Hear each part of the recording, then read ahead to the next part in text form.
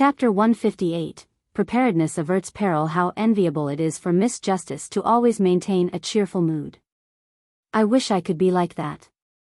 Listening to her lively greetings, Klein couldn't help but sigh wistfully. He then recalled the time when she had taken out £1,000 so easily, and he realized that it would be very difficult if he wanted to maintain his cheerful emotions like Miss Justice. The son, Derek Berg, was a young man that cared a lot about his reputation. He immediately replied, "I have obtained the telepathist formula." For the past week, he had been settling the inheritance that his parents had left him. Besides the property, furniture, and a few sentimental items, the rest of the valuable items were brought to the black market in the City of Silver in exchange for the telepathist formula and the barred potion's ingredients. His meals were now rationed. However, he believed that the situation wouldn't be for long.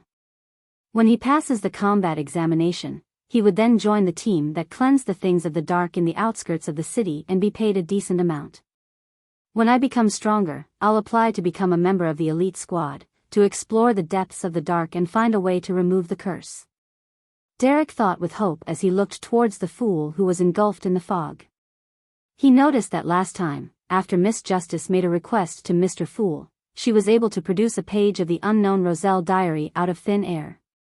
Although Derek didn't quite understand what had happened, he felt that it'd be better if he watched Mr. Fool. First, recall the formula in your head. Then, grab the pen by your side and instill it with the strong desire to express your thoughts. Klein casually leaned back in his high chair. As the sun was from the City of Silver, which might be the forsaken land of the gods, the pen that instantiated before him wasn't a fountain pen, but a quill instead. Of course, there still wasn't any ink. Derek didn't dare to doubt what the fool said, so he immediately grabbed the quill that suddenly appeared by his hand. He followed the fool's instruction, and as expected, he saw the telepathist potion formula appear on the brown goatskin parchment before him within seconds. After looking through it twice, Derek silently pushed the promised item towards Miss Justice. Audrey was overjoyed and eager, but she took the parchment gracefully. She glanced at the page, and the words that Klein had translated came into sight. Main ingredients: phantom netherdrake's complete pituitary gland, 10 milliliters of half-spectre rabbit. Supplementary ingredients: main ingredients that I've never heard of. I don't know enough. Audrey, who had been trying to learn more about the different types and names of Beyonder ingredients from Furs and Zio, seemed to fret in thought. During such moments, she would completely forget how a spectator should behave. Suddenly, Audrey heard a light rapping sound. She quickly looked towards the seat of honor at the long bronze table subconsciously. She was surprised to see Mr. Fool rapping at the edge of the table with his right index finger while he gestured to her with a nod. What's going on? Audrey was confused as her eyes wore a vacant look. Just when she was about to ask, the corner of her eyes suddenly saw some changes on the telepathist formula. There were remarks next to some of the ingredients: main ingredients, phantom netherdrake's complete pituitary gland, also known as rainbow salamander, 10 milliliters of half-spectre rabbit, also known as Farsman rabbit. Supplementary ingredients: I know all of these. Audrey was stunned at first, then there was an intense surge of delight from the bottom of her heart. Thank you, Mr. Fool. You're really very knowledgeable. She looked towards the seat of honor as she thanked and sincerely complimented him. The hanged man Alger didn't know what had happened, but he felt extreme contempt towards what Justice had said. How could you describe a godlike figure with the word knowledgeable? His existence alone is equivalent to knowledge itself to a certain extent. Klein accepted Miss Justice's compliments without any misgivings because this wasn't something he could have done just because he had chanced upon the psychology alchemist's telepathist formula. After he pulled the son into the tarot club, he had been taking precautions against such problems by taking into consideration the son's special circumstances of being from the City of Silver. He had been constantly studying ancient terminology. Therefore, even if Daxter Guderian hadn't managed to get the formula in time, he could have made the notations easily. Through prior divination and comparison, he had made certain that both telepathist formulas were accurate. This is why we say, preparedness averts peril, Klein thought smugly. Audrey looked at the telepathist formula a few times and then reined in her gaze unwillingly. She then personally expressed Roselle's diary onto a page. "You deserve this." She put down her pen and looked towards the fog-engulfed fool. "In addition to this, I'll give your adorer another 300. Is 300 pounds okay?" She sounded a little guilty because the 3 pages of Roselle's diary only cost her 20 pounds, while the sheriff formula at sequence 8 required 450 pounds. In other words, from the perspective of simple math, she had to pay another 430 pounds on top of the 3 pages of the diary.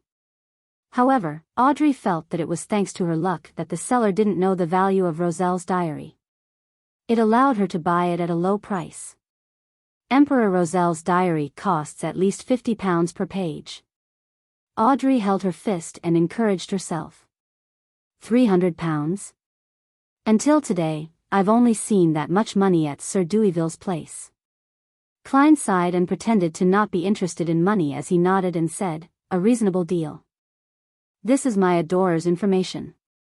He avoided speaking of terms like Backlund Bank and anonymous account verbally through the fool's mouth as they damaged his image.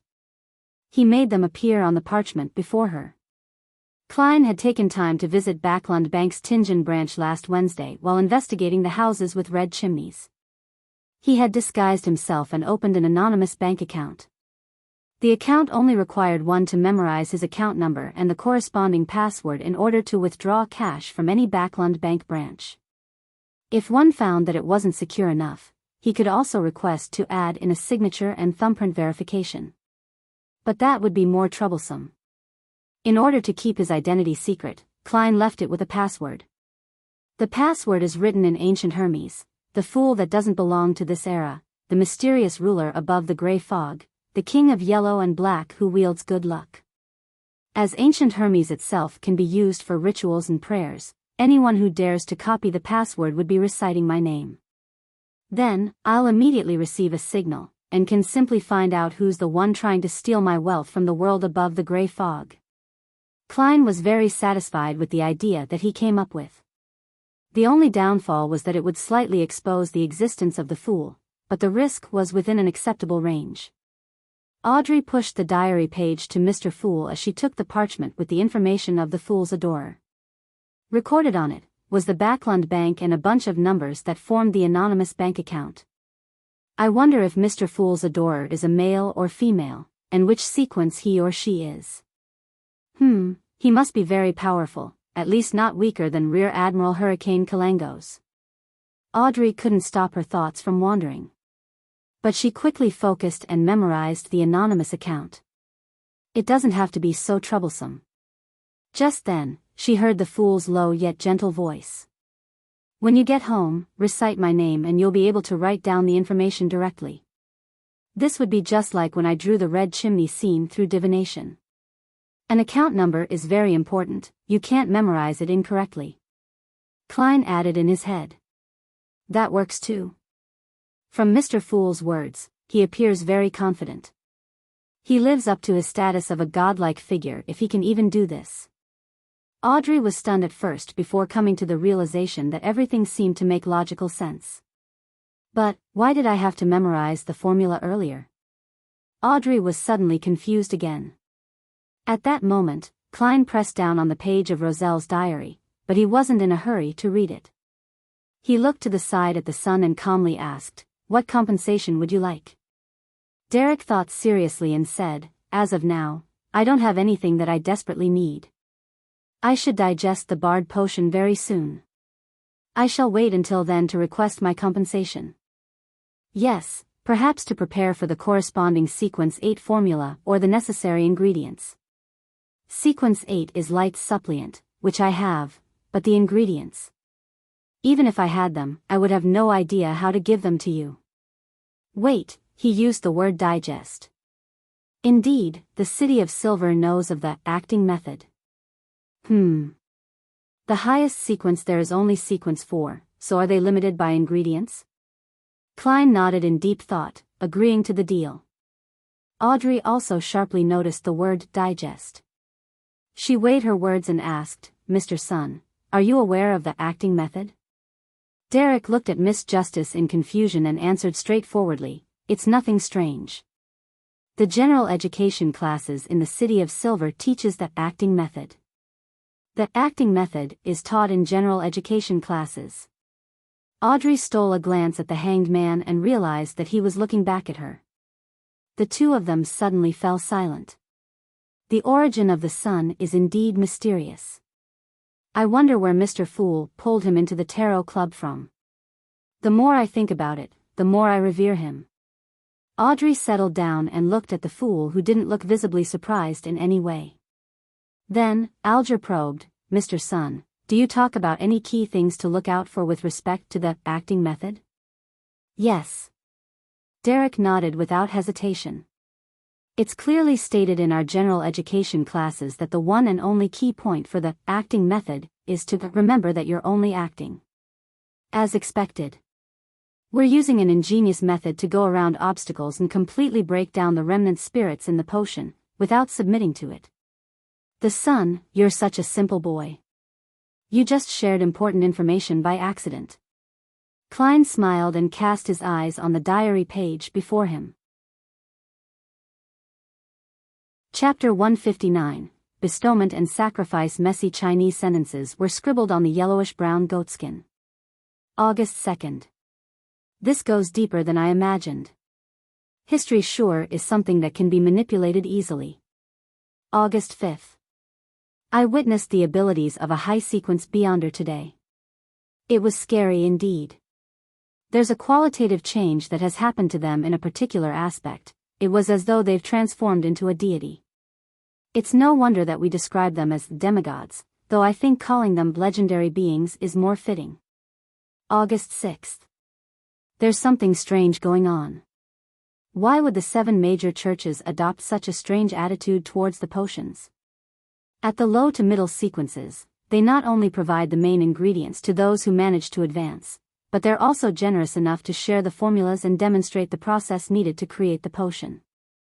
They would also explain in detail if a ritual is needed to create the medicine, yet finished potions are the only things they provide to those who are advancing to the higher sequences. This isn't logical. Shouldn't they keep the formula a secret for the lower sequence potions and give the candidate the completed potion, since it's relatively easy to gather the necessary ingredients and create the potion? As for the higher sequence potions, shouldn't they share the formula and make the promising members search for the ingredients due to the difficulty of obtaining the main ingredients? There must be some hidden secret to this. August 9th. The events of the past 2 days have made me feel uncomfortable. I started the Industrial Revolution with my own hands and personally ushered in the age of steam and machinery, but this will create the conditions necessary for the evil god to descend upon this world? What does he mean? The conditions necessary for the evil god to descend upon this world? Klein knitted his brows, his index finger tapped on the edge of the ancient table. Did Mr. Fool encounter a difficult problem? Anything that can trouble him must be something of another level. Audrey looked at the leader obscured by the thick fog and interpreted his state through his body language. Klein was indeed pondering over the problem related to the upper echelons, but he didn't arrive at an answer. He considered the possibility of using divination to gain some sort of revelation. Yes, it would be impossible to divine something of use with such simple sentences. I'm not a prophet. What if I divine with the statement, the conditions necessary for the evil god to descend upon this world? It feels too risky. The evil god might not be as horrifying as the eternal blazing sun, but its abilities might be much more mysterious. It might be able to trace the divinations back to me. There's also no way to divine how large of a risk I'll be taking if I were to divine that statement. After all, just divining if something poses any danger is dangerous once it has deities involved. I'll keep this question in mind and put more effort into observation.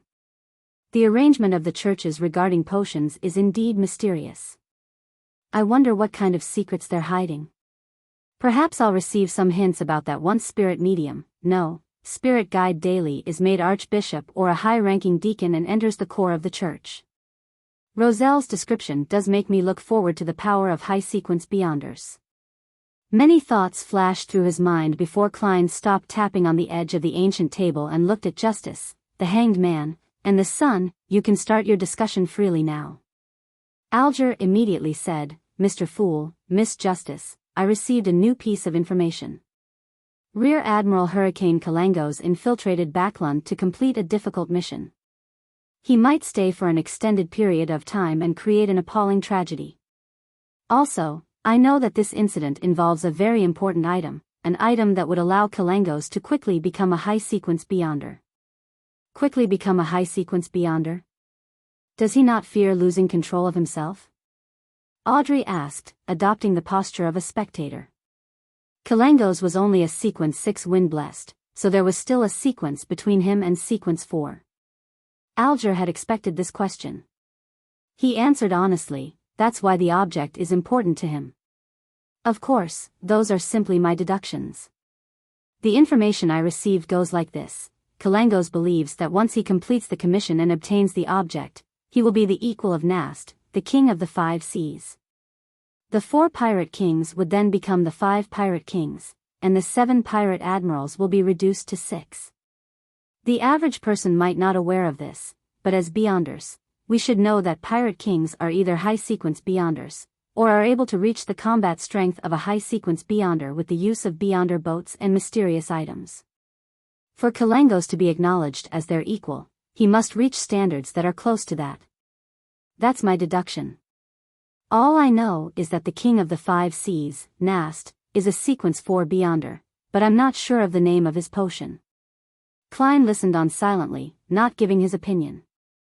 The son, Derek Berg, didn't understand anything the Hanged Man said. He didn't know who was who, but he still listened attentively. He felt a new door had presented itself in his world. Pirates? The place they live in has seas that are mentioned in books. Then, the environment these people live in is very different from the City of Silver. They don't seem to be very worried about the curse or the attacks of the things of the dark. It definitely makes me very curious. But, Mr. Fool once instructed me not to ask about the secrets of others. It's a very rude gesture. Derek thought in his heart, once again observing the Hanged Man and Justice. Your deduction is very reasonable. Of course, that could also be a mysterious item that could hold its own against a high-sequence Beyonder, Justice replied with a smile. The Hanged Man looked at the fog-enshrouded fool, pondered over his words, before he looked at Justice and emphasized, there are 2 key points in what I said just now, the first being the fact that Kalangos will stay in Backland for some time. The second is that the incident involves a very important and very mysterious object. So, Mr. Fool, are you not tempted? There is ample time for you to send your adorer to Backland. Alger added in his heart but didn't dare say it out loud. All he could do was beat about the bush. Mr. Alger, you don't need to emphasize this repeatedly, I know what you are getting at. But my abilities do not allow me to interfere in these matters. Furthermore, I can't leave Tingen without permission. Klein leaned back and thought in frustration. Ignoring the adorer, I can actually find 2 relatively strong Beyonders to help. One is Daly, who has advanced to sequence 6, but I cannot tell her everything. The most I can do is mention that I've gotten some information that Rear Admiral Hurricane Kalangos has infiltrated Backland and is living at a particular street and what he plans to do. That way, Daly might directly enlist the help of the Nighthawks, making the situation very complicated and troublesome. If you guys cannot find anybody to help you when the time comes, then I can try that to prevent a tragedy. The second person is Mr. Azek, but I cannot expose my identity as the fool to him. I don't have a proper reason to get him to interfere with this incident. Many thoughts flashed through his mind as Klein replied slowly, I'm aware. Seeing how the fool continued to not place much importance in the matter regarding Kalangos, he sighed and held back his disappointment. He started asking about the investigation Miss Justice conducted last week. In conclusion, we have more or less targeted the general area Kalangos will be at, and will soon start the next phase of investigations. Audrey first gave a simple summary, then with the attitude that she was doing something important, said, we need more information, preferably the hobbies and habits of Kalangos. Alger recalled, he loves fish, especially fish from the sea. He would slice it and eat it raw. He also likes hard liquor, and despises champagne, red wine, and the like. He will often look for women to relieve his needs whenever he heads to shore, and with his strong body, one woman will not be enough to satisfy him. He's used to using cold weapons and avoids hot weapons.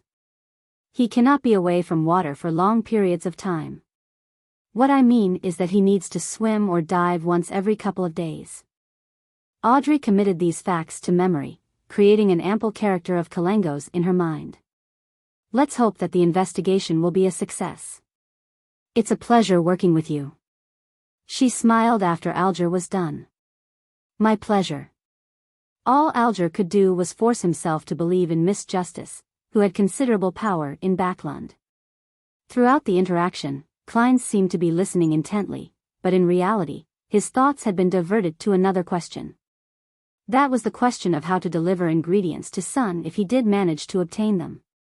Now that he had a passable understanding of the field of mysticism, Klein instinctively followed the line of thought of using ritualistic magic.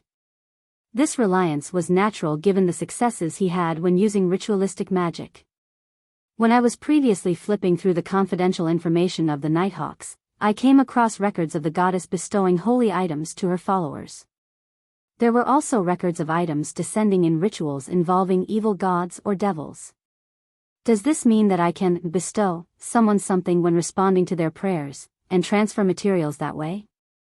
In previous attempts, I could only reply with thoughts containing pictures and voices. But that doesn't mean that it'll always stay that way. There could be some new changes when I advance to Sequence 8. There's also something important to consider. Can I bring material from the real world into the world above the gray fog? Oh right, there's often a step for sacrifices in rituals involving evil gods and devils. Can I consider sacrificing something to myself? In that way, perhaps I can bring some material from the real world into the world above the gray fog. If this attempt is successful, I can get items directly from Justice, the Sun, and the Hanged Man, and then bestow them to myself. Yes, sacrifice is considered a more advanced ritual, so I won't be able to learn of it for now. The most important thing to do now is to improve my abilities. Klein reined in his thoughts, and once again listened in on the conversation of the other members. He listened as their discussion changed from Kalengos to the characteristics of particular monsters. Some time later, he smiled. Let's end it here for today. By your will. The Sun, Justice, and the Hanged Man stood up at the same time. After severing the connections of the members, Klein quickly descended from the fog and left the mysterious space. When he returned to his room, he dispelled the wall of spirituality and pulled back the curtains by the oriel window, allowing the sunlight to shine in. There are two important things to do this week. The first is to get examined and advance to Sequence 8. The second is to make flaring sun charms. Its powers might be even higher than that of Sequence 7 or 6. Klein looked outside with anticipation. Tomorrow. I should be able to receive the report of Mr. Azek's paranormal disturbances tomorrow. Chapter 160, Seizing the Opportunity, Tuesday morning. Having completed his mysticism curriculum, Klein didn't look for a quiet corner to read Comparison of Ancient and Modern Names, or Nighthawk's Case Compendium, and instead stayed in the break room to play cards with Leonard, Kenley, and Royale. I only told Mr. Azek to create an opportunity for me to take sealed artifact 3-0782 out. It'll still depend on my improvisation skills to seize the opportunity. Klein's mind wasn't on his cards, so he played terribly. He lost 5 solely in an hour, and he felt the pinch. He planned to concentrate on the game to recover some of his cash. After he bought various ingredients for the flaring sun charms yesterday afternoon, his private stash of cash reduced to less than £1 once again. Plus, he had to pay 2 solely every day for the carriage rental fees to search for the house with the red chimney. As they were waiting for Kenley to shuffle the cards, he picked up the copper penny before him and spun it casually. He suddenly felt Royale's gaze on him, a very intense gaze. What? Klein was first stunned, then looked at the copper penny that was about to fall. Is she wary of me cheating with divination? We're just playing cards amongst ourselves, do we have to be so serious about this? He suddenly understood and slammed down the penny with a dry laugh. Just then, Dunn Smith knocked on the door and entered. He looked around and said, "There's a situation in Morristown. Leonard, please handle it." Morristown? Klein felt his mind jolt as he pretended to ask curiously, "Captain, what kind of situation?" Dunn glanced over and explained, "Recently, there have been a few paranormal cases in the area. Firstly, people would hear sobs when walking past the cemetery and see vague figures flash by. Then, a widow encountered her deceased husband when she woke up to use the bathroom in the middle of the night. She nearly fainted from the fright. In addition, there was an elderly man who lived alone. He began hearing heavy footsteps reverberating in the house all the time. However, silence reigned once again the moment he lights a candle or gas lamp. The people in the town are believers of the goddess, so the local priest reported the situation. No one got hurt, and it almost borders on the level of a prank. It should be Mr. Azek. Klein used an expression and tone that he had rehearsed many times. "Captain, there might be a secret link for these paranormal cases to happen so suddenly. In this situation, divination could provide an important clue. I think I can help Leonard." Upon hearing that, Leonard's green eyes immediately locked onto Klein. He was apparently trying to find clues and traces from Klein's face. Dunn nodded first, but remained quiet and hesitant. When Klein saw the captain's response, he immediately added, "Some of these things might require ritualistic magic to purify them." "Makes sense." Dunn thought and said, "You and Leonard will head to Morristown then." Without anyone saying anything else, he additionally added, You won't be able to make it for your combat training in the afternoon. I'll send someone to inform Gawain." Phew, the first step is complete. Klein silently let out a sigh. He quickly packed away his solii and pence. Then, he suddenly paused and looked sideways at Dunn. He said solemnly, "Captain, I think we should prepare for the worst. If there's a powerful wraith behind the paranormal events, it might be very dangerous for only Leonard and I, plus, it takes 3 hours to get to Morristown, right? Even if we managed to send a telegram to request for backup in time, we would still have to hold out for quite a while, so?" Dunn interrupted. "I want to get the assistance of another teammate." Klein pretended to think for a moment and said, "And, according to the rules, a mission with 3 or more Nighthawks involved can apply for a level 3 sealed artifact. Yes, 3-0782 is most suited for this job." Upon hearing that, Leonard laughed and said, "Exactly your style. Careful, cautious, taking no risks." "You seem to be implying that I'm a coward." "I'm a person who looked directly at the eternal blazing sun." Klein pretended that he didn't hear Leonard and earnestly looked at Dunn Smith. "Captain, what do you think? We should really take extra care against any accidents. There have been too many coincidences lately." Dunn nodded thoughtfully and looked at the other 2 teammates. "Kenley, join Leonard and Klein on their trip to Morristown. Oh, hurry up and write an application. After I sign it, retrieve sealed artifact 3-0782 from Cheney's Gate." "All right," the short Kenley said, putting down the cards in his hand. "All right." Klein fist-pumped in his mind while he looked anxious and solemn on the outside. At that very moment, Sikatron was monitoring Hood Eugen in the asylum while Fry was on duty at Cheney's Gate. Klein left the recreation room and put on his black tuxedo. He took his hat and cane, then waited together with Leonard for Kenley at the stairway that connected to the basement. There was no one there, and it was extremely quiet. Leonard suddenly looked sideways at Klein and said, "I think you'd better give up on any unrealistic dreams." "Ah. What?"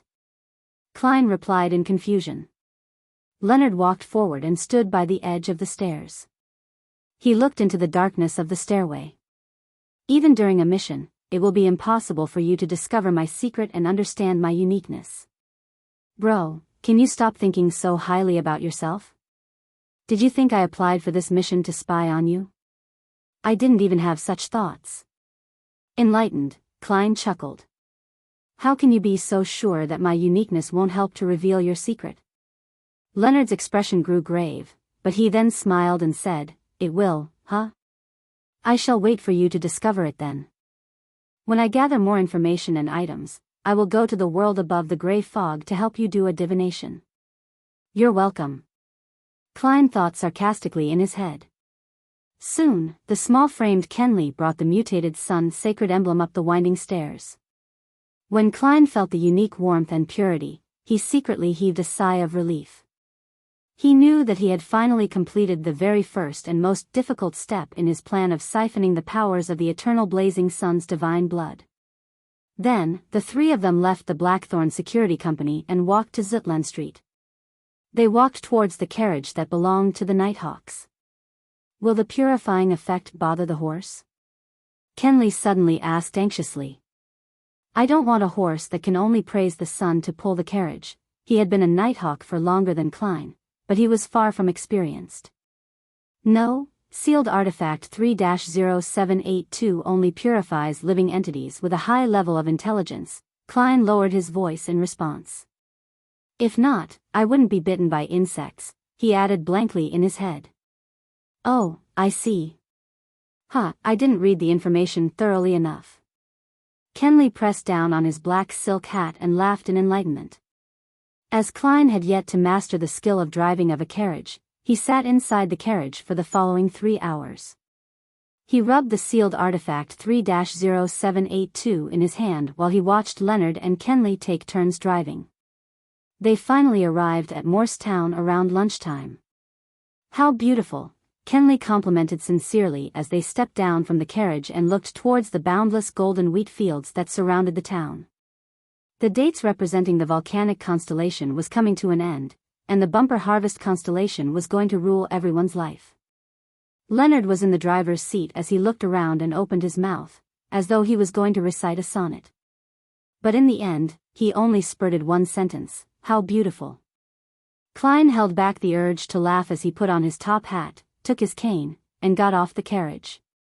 At that moment, a middle-aged man in a black priest's gown walked over. He drew a crimson moon on his chest and said, Praise the Lady. Are you the friends that St. Selena Cathedral sent to help us? Yes, priest sire. May the goddess bless you.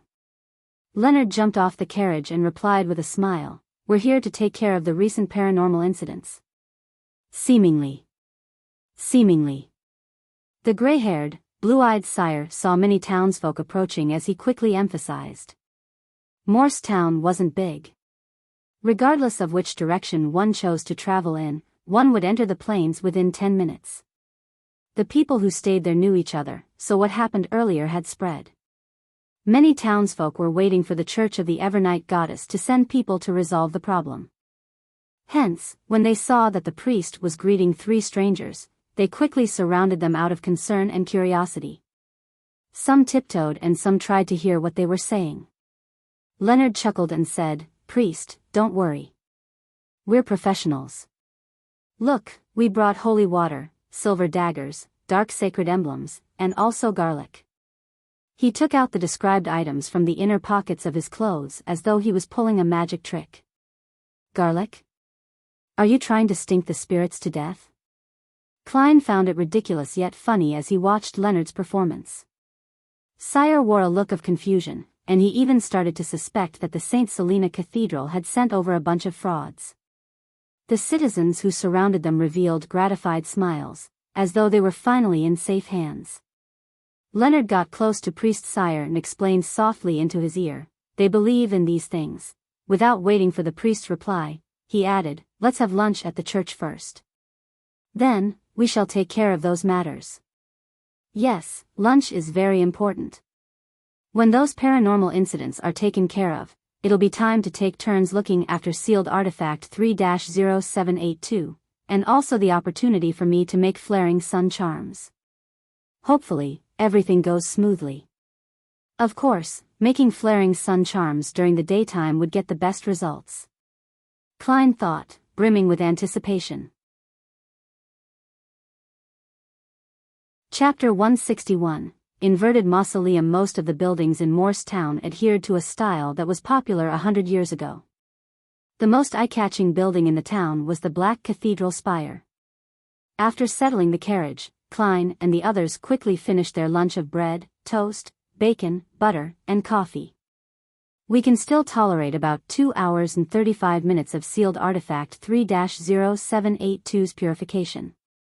Kenley stood at the door of the church and took out a pocket watch from his suit's pocket.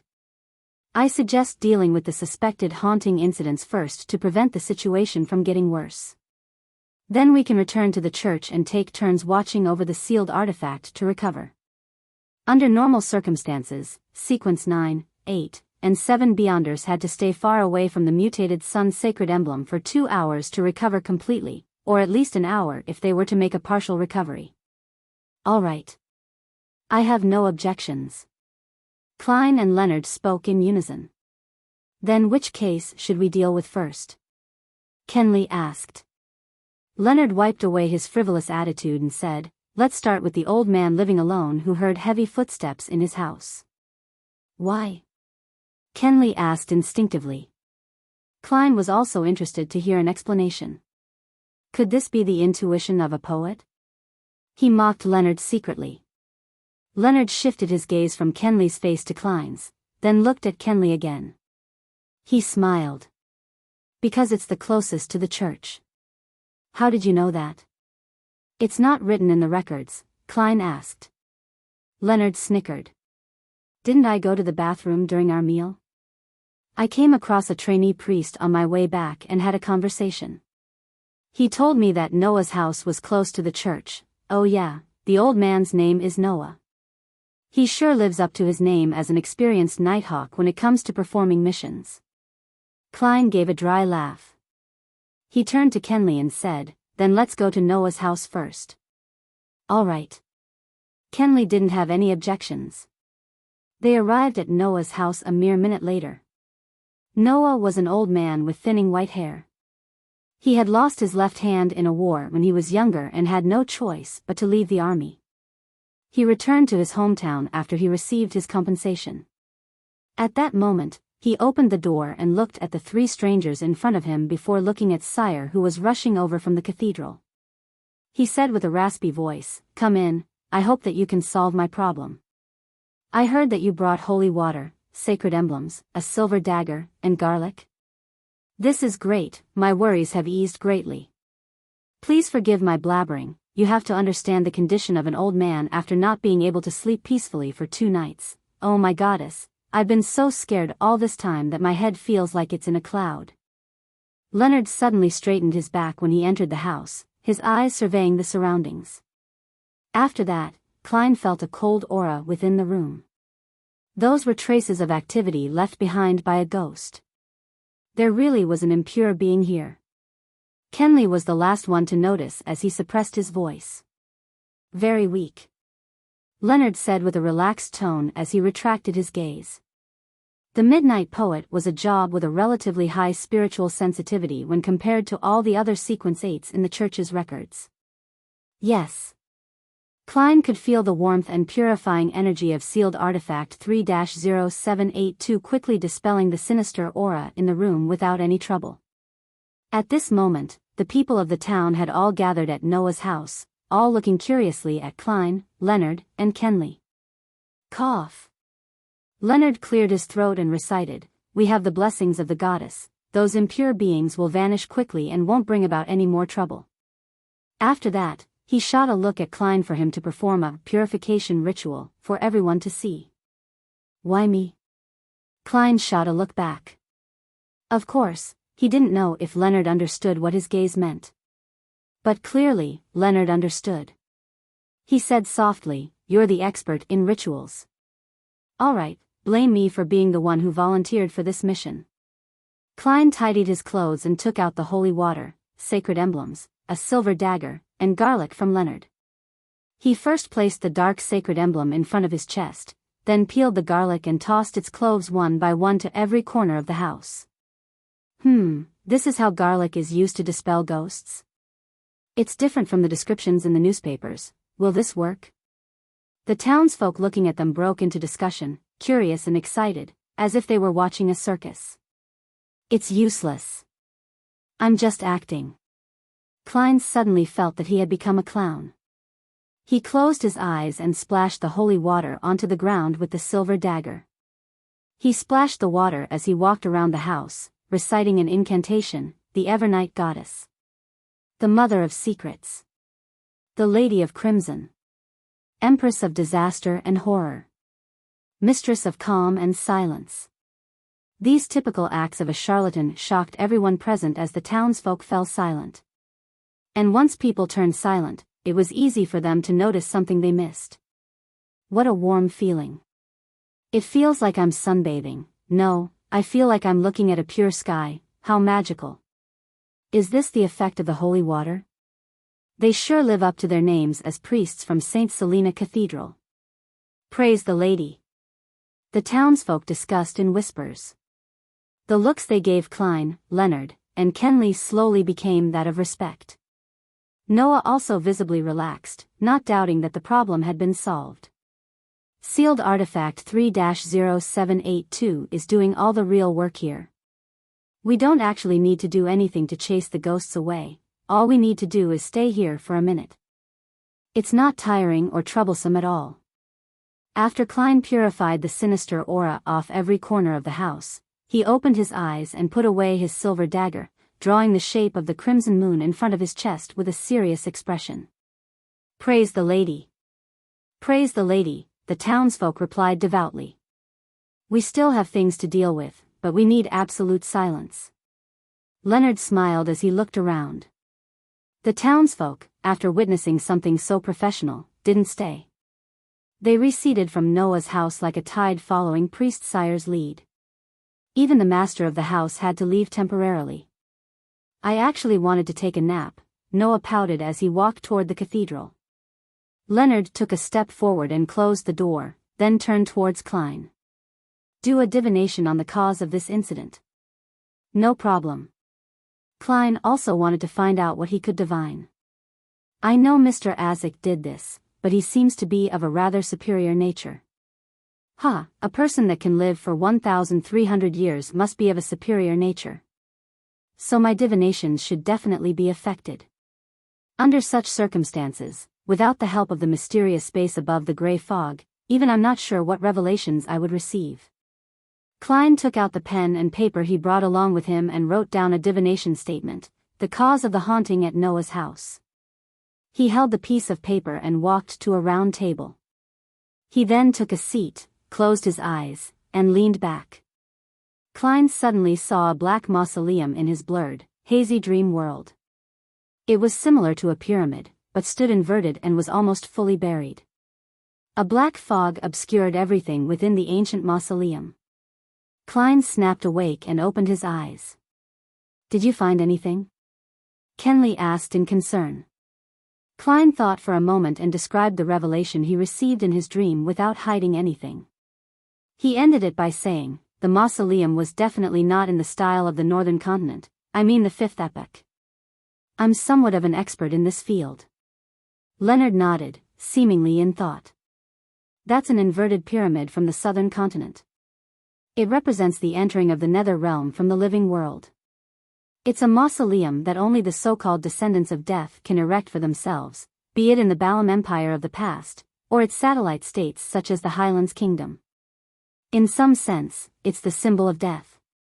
Well, the ghosts are definitely related to death. The results of the divination are undoubtedly correct. Ignoring Leonard's mockery, Klein suddenly had an interesting thought. Could Mr. Azik be the descendant of death, or could he have made a transaction with death to obtain such a long life?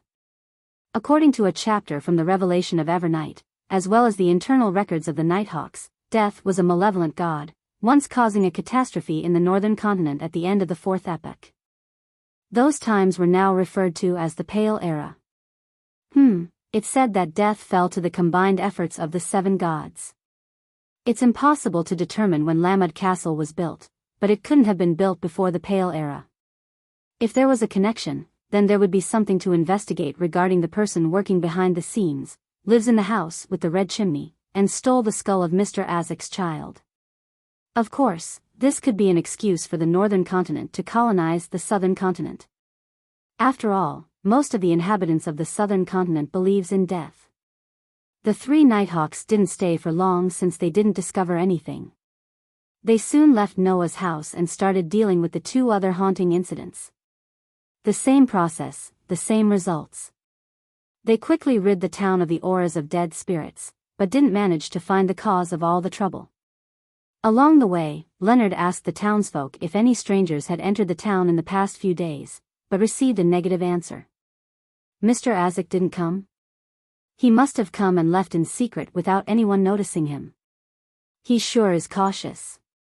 When he said that he would be returning to Tingen by Wednesday, did he mean that these spirits would vanish on their own accord today, even if we weren't here to deal with it? Klein thought about it as he returned to the entrance of Morse Cathedral with Leonard and Kenley. They could still last another hour and 45 minutes with the mutated sun sacred emblem. We'll take 1-hour shifts looking after the sealed artifact. Klein suppressed the excitement in his heart. He looked at the color of the sky and said, "Let's try to head back to Tingen City for dinner." "No problem." Leonard glanced at Klein and laughed. "But for safety's sake, I suggest that 2 people look after the sealed artifact while one rests." Klein froze for a moment, his mind churning quickly. He smiled in reply. "Sure, but this way, we have to calculate the most logical rotation. Who gets to rest first? Who's next? And who will be last? How much time do we need to recover? And by how much? Well, I think that we have to establish an algorithm with an unknown value in order to establish the best way, then compare it with the effectiveness of having one person look over it at a time. It's even better if we can compare the efficiencies too. Let's first assume that the unknown value is weight." Leonard's green eyes were filled with blankness and fear. "If that's the case, let's look after it one at a time. The person looking after it will stay in the cathedral during his shift, as it has a sufficiently large radius.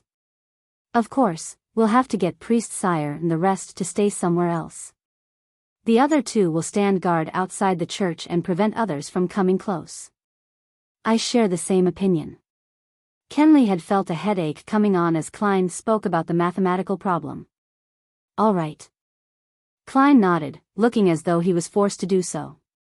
If he hadn't been able to convince his partners, then he would have to make a deal with Leonard in secret, giving away some information about himself to get him to leave. But the problem was solved now.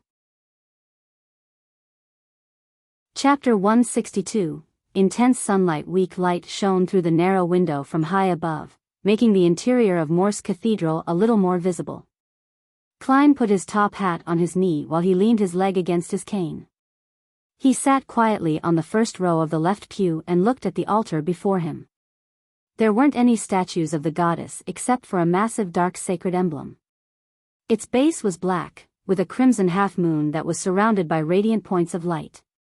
On the wall behind the sacred emblem, there were a few openings which allowed sunlight to shine in from the outside. They were focused into tiny specks of pure light which combined with the dark surroundings to form a scene that resembled that of a lofty starry night sky. None of the traditional gods ever left behind an actual image. Only their symbols are worshipped and glorified by people. That seems to be a manifestation of the command, "Do not look directly at God." Klein let his thoughts wander. He wasn't in a hurry to make the flaring sun charms as soon as he got the opportunity to be alone with sealed artifact 3-0782. He felt that he had to be careful, patient, and had to wait. Within the first 15 minutes, it was possible that Leonard and Kenley would enter at any moment to remind him about points that he should take note of. In this extremely quiet atmosphere, time flew by quickly. Klein suddenly snapped back to his senses as he took out his silver vine-leaf pocket watch, flipped it open, and took a glance. 20 minutes have passed. He muttered to himself. He then set his silk top hat and silver-edged black cane by the side. He got up and walked towards a hidden corner near the altar. At first, he faced the side of the altar, but once he saw the large dark sacred emblem and the holy scenery that resembled a depiction of a night sky, he felt guilty and uncomfortable. Hence, he turned his back to the altar. Then, Klein took out the sealed artifact 3-0782 from the inner pocket of his black tuxedo. He bent down to place the golden unadorned badge on the ground. Klein took a look at the sun symbol that was filled with abstract meanings, then he took out a small candle mixed with sandalwood.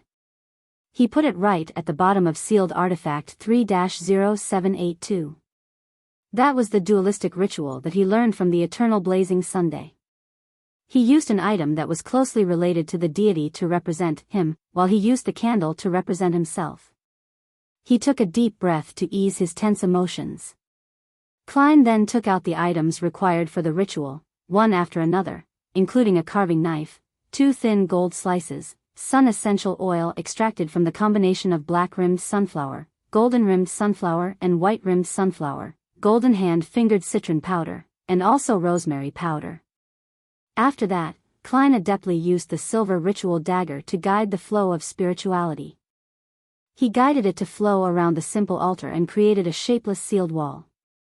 He squatted down, placed the silver dagger down, and extended his right hand. He lit up the candle that represented himself by rubbing his spirituality. Under the flickering dim light, Klein picked up the sun essential oil and dripped a drop onto the flame.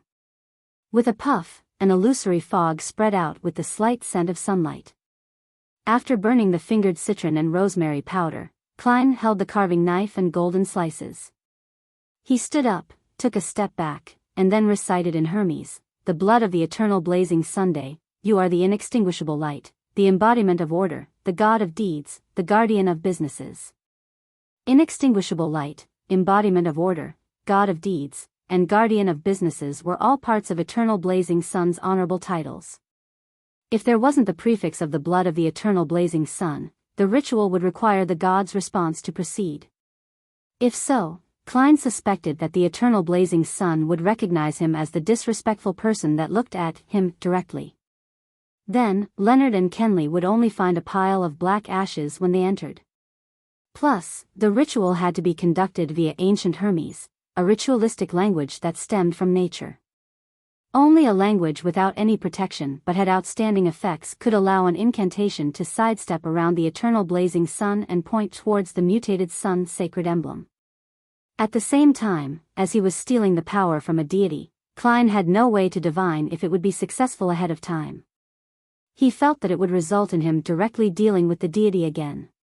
So, he could only recite the rest of the incantation with a strained heart. "I pray to you, I pray for you to give me strength to complete the flaring sun charm.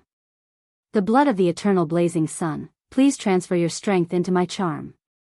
O fingered citron, a herb that belongs to the sun, please bestow your powers to my charm." As the incantation neared completion, Klein suddenly felt something light up before him. The simple gold badge radiated with an intense light, as though the sun had descended onto the land. Klein suddenly found himself enveloped in extreme heat. His hair was heating up rapidly and was almost on the brink of igniting. His feet felt like they were stepping barefoot on yellow sand that had been exposed to the midday sun, and his face and body were greeted with the hot wind blowing from every direction. In that instance, he felt that he needed to do something to let the burning energies out. Otherwise, he would turn into a human candle. It required almost zero thought as Klein lifted both his hands. While his thoughts were boiling over like porridge, he relied on the combination of his spirituality and the strong winds, as well as his instincts and ritualistic guidance, to begin etching symbols, corresponding path numbers, magical characteristics, and ancient incantations onto both sides of the gold slices with his carving knife. Outside the church, Leonard was standing in the shadows to hide from coming into contact with direct sunlight. Suddenly, the sunlight intensified, like the hottest days of a year in early July. He squinted his eyes and looked towards the sky. He saw that the blue sky had no clouds or dust. It was so pure that it made people gasp with admiration. Such strange weather. Beside him, Kenley also noticed the changes in the sunlight. Leonard responded with a smile when he suddenly turned his head. He knitted his eyebrows slightly and cast his gaze towards the cathedral. Luckily Roseanne isn't here. Otherwise, she would be complaining about the sun tanning her skin. Leonard looked away and said with a smile. The blazing sunlight remained intense for a few minutes before it returned to normal. In the cathedral, Klein's carving knife finished the final stroke. As he finished the magical characteristic that represented light, the spirituality on both sides of the gold slices suddenly melded together, as the light converged onto the metal. No, this is even closer to godhood. Klein was finally relieved from the boiling and burning sensations. He examined the two flaring sun charms in his hands with a clear mind. The golden luster on the surface of the charms had turned dim, and the pattern looked ancient yet complex. There was a warm, damp feeling that seeped into Klein's skin bit by bit. Not bad. I finally have a more impressive trump card. Klein sighed emotionally. He set the activation incantation for the flaring sun charms as the word light in ancient Hermes. I want light and there will be light. He quipped, amused. Then, he put the flaring sun charms into another pocket. He didn't put them with the slumber, requiem, and dream charms, because the flaring sun charms would decrease their efficacy period. Yes, the power of the flaring sun charms can be maintained for at least a year, or even longer. Klein reined his thoughts back and looked at the mutated sun sacred emblem on the ground.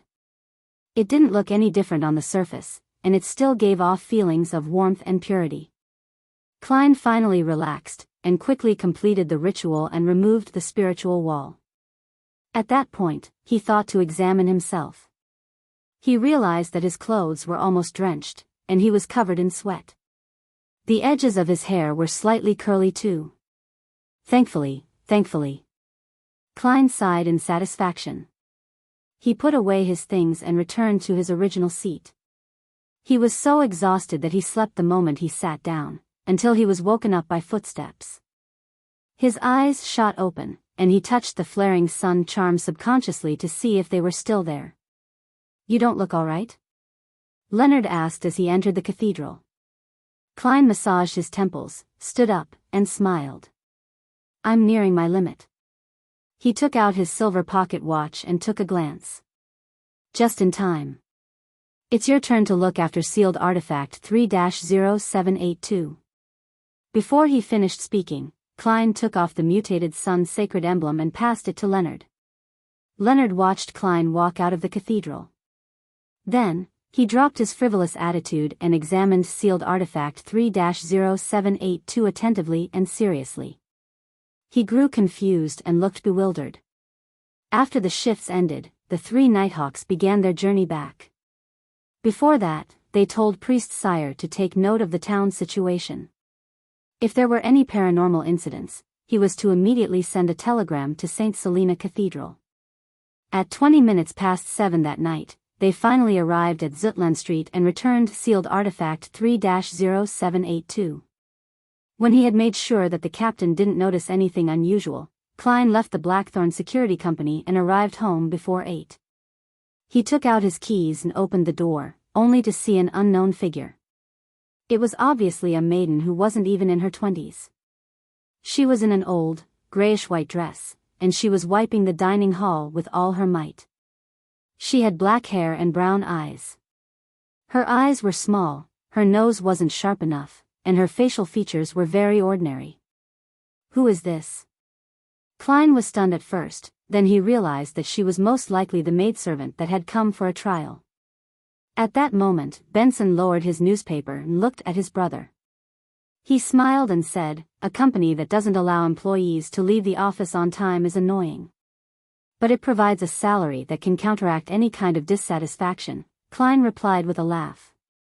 "When Miss Justice's £300 reach me, I'll inform Benson and Melissa about my raise to £6 a week, that way they would worry less about our family's finances."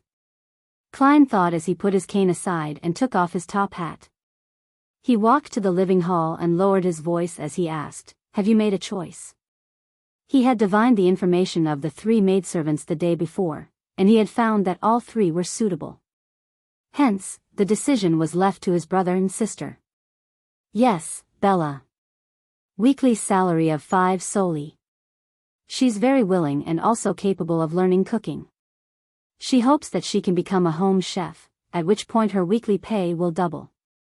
Her father is a factory worker at the Tianjin Steelworks Union factory, and her mother is a laundry worker, Benson replied with a chuckle. Of course, another thing that led Melissa and me to the decision is that the other two servants believe in the Lord of Storms, and she is a believer of the goddess. I personally don't mind the believers of the Lord of Storms, but Melissa didn't quite like the idea. It wasn't that Melissa didn't like it, a more accurate description would be, I grieve at their misfortune and am infuriated at their refusal to resist. Yes, it was said by Lu Sun. Klein recalled his sister's behavior, and revealed a smile. Benson didn't elaborate further. He put down the newspaper and stood up. Since you're back, let's have dinner. The next day, Klein entered the Blackthorn Security Company in a good mood. Good morning. Roseanne looked to the left and then the right. Then, she said, Old Neil is sick, let's go and visit him at noon. What say you? Old Neil is sick? Klein asked in surprise. Could it be that the ritual for treating diarrhea caused severe constipation? Well, from the way he acted after learning of the acting method, it's not impossible for him to suddenly fall sick. He's getting old, so once his mind turns frail, his body would also suffer from those ramifications. Roseanne nodded and said, yeah, he sent someone to the captain to request some time off. Klein nodded slightly. Let's visit him at noon. Sigh, Old Neil sure is pitiful. His wife passed away early, and his son is busy in some other city. When he's sick, all he can do is stay at home in loneliness and helplessness. That was the first thing he recalled from his first visit to Old Neil's house. Listening to Klein's sigh, Roseanne opened her eyes wide and asked in shock, when did Old Neil get married? Chapter 163, Various Signs What? Klein was left dumbfounded when he heard Roseanne's question. He recalled in his daze, I previously visited Old Neil's place just last month. I saw a piano in the living room and he told me that his deceased wife loved music. As he spoke, Klein suddenly became alarmed as he began having unpleasant thoughts. Roseanne knitted her beautiful brows and said with uncertainty, perhaps I remembered wrong. No, Mrs. Oriana and I frequented Old Neil's place during the earlier half of the year. There was no piano in his living room back then. I clearly remember asking him why he chose to remain single. His answer was that he hasn't met a lady that he wished to marry. There was no piano during the earlier half of the year, and he answered the question of why he chose to remain single. Klein tightened up and asked in a deep voice, Roseanne, how long has it been since you visited Old Neil's place? Not ever since Kenley became a Nighthawk, and Viola chose to resign as a clerk. I've been either burning the midnight oil or catching up on sleep, so how could I have the time to visit him? It's been, since the beginning of June. Roseanne became a little lost upon receiving the question, so all she did was answer honestly. Klein's heart sank, as if he sensed something was wrong. He fished out a halfpence from his pocket and held it between his thumb and middle finger. He took a deep breath and quickly decided on a divination statement. There's something wrong with Old Neil's current situation. There's something wrong with Old Neil's current situation. His pupils quickly darkened as he recited the statement silently and entered cogitation. Ding! He flicked his thumb, pushing the brass coin into the air and allowing it to spin.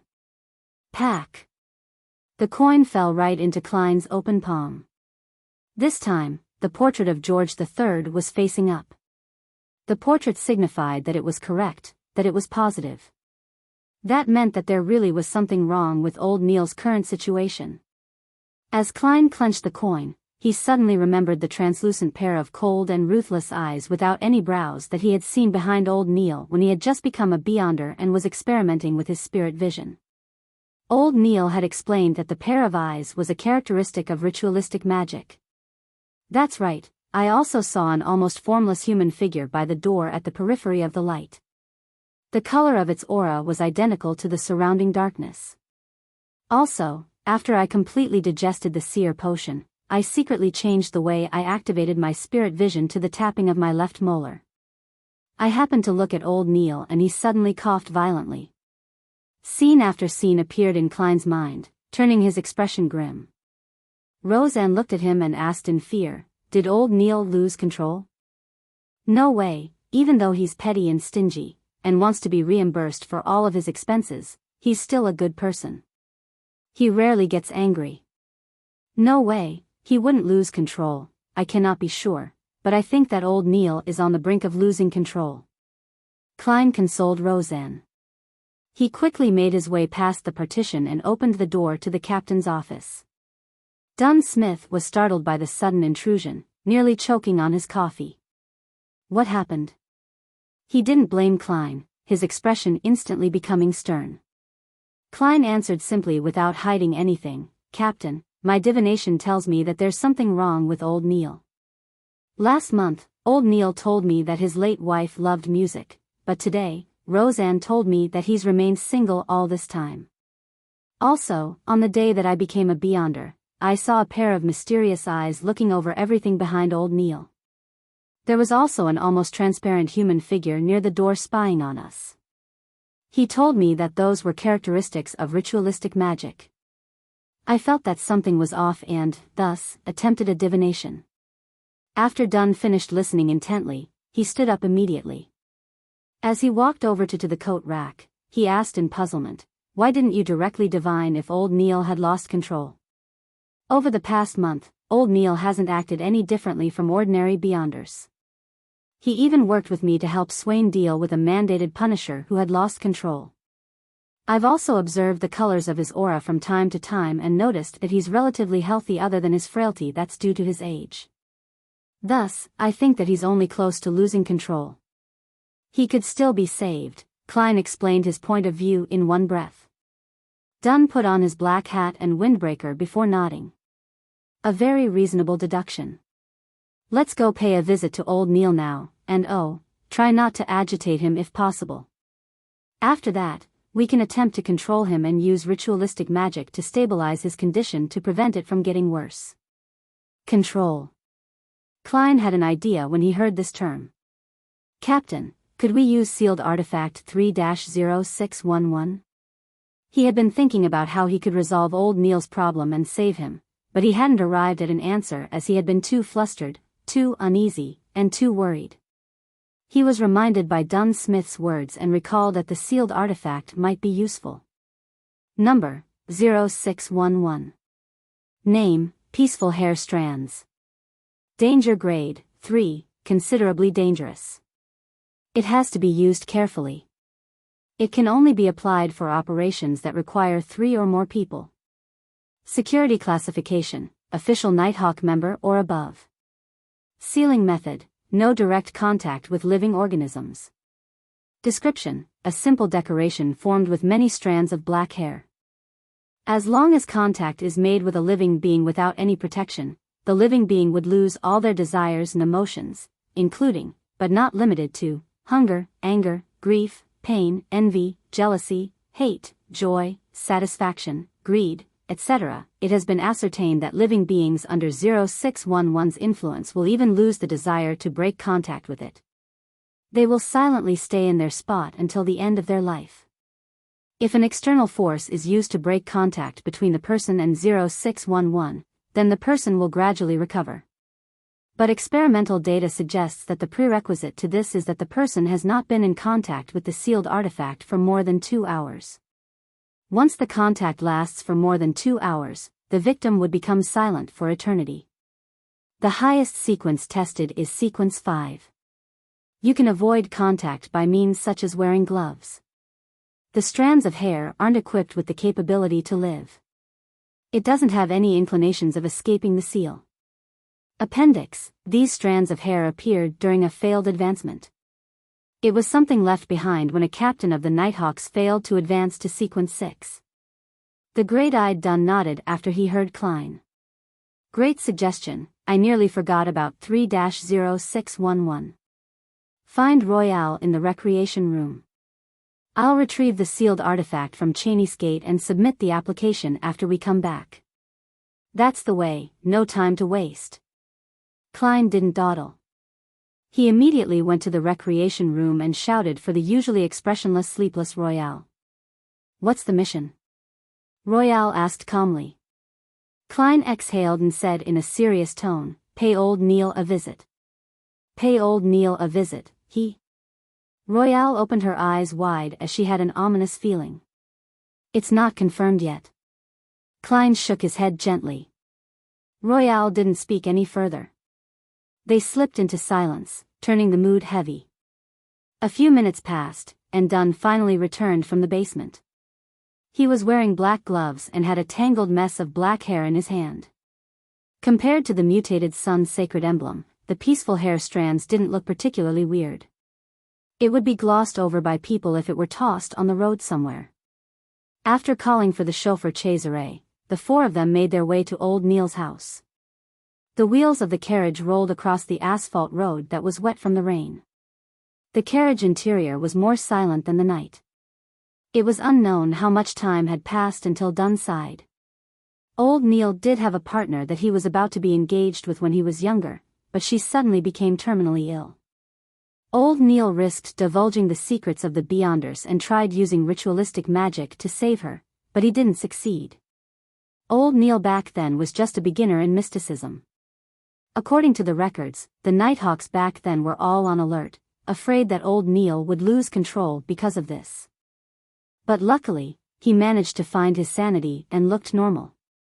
Let's hope that this is a false alarm as well.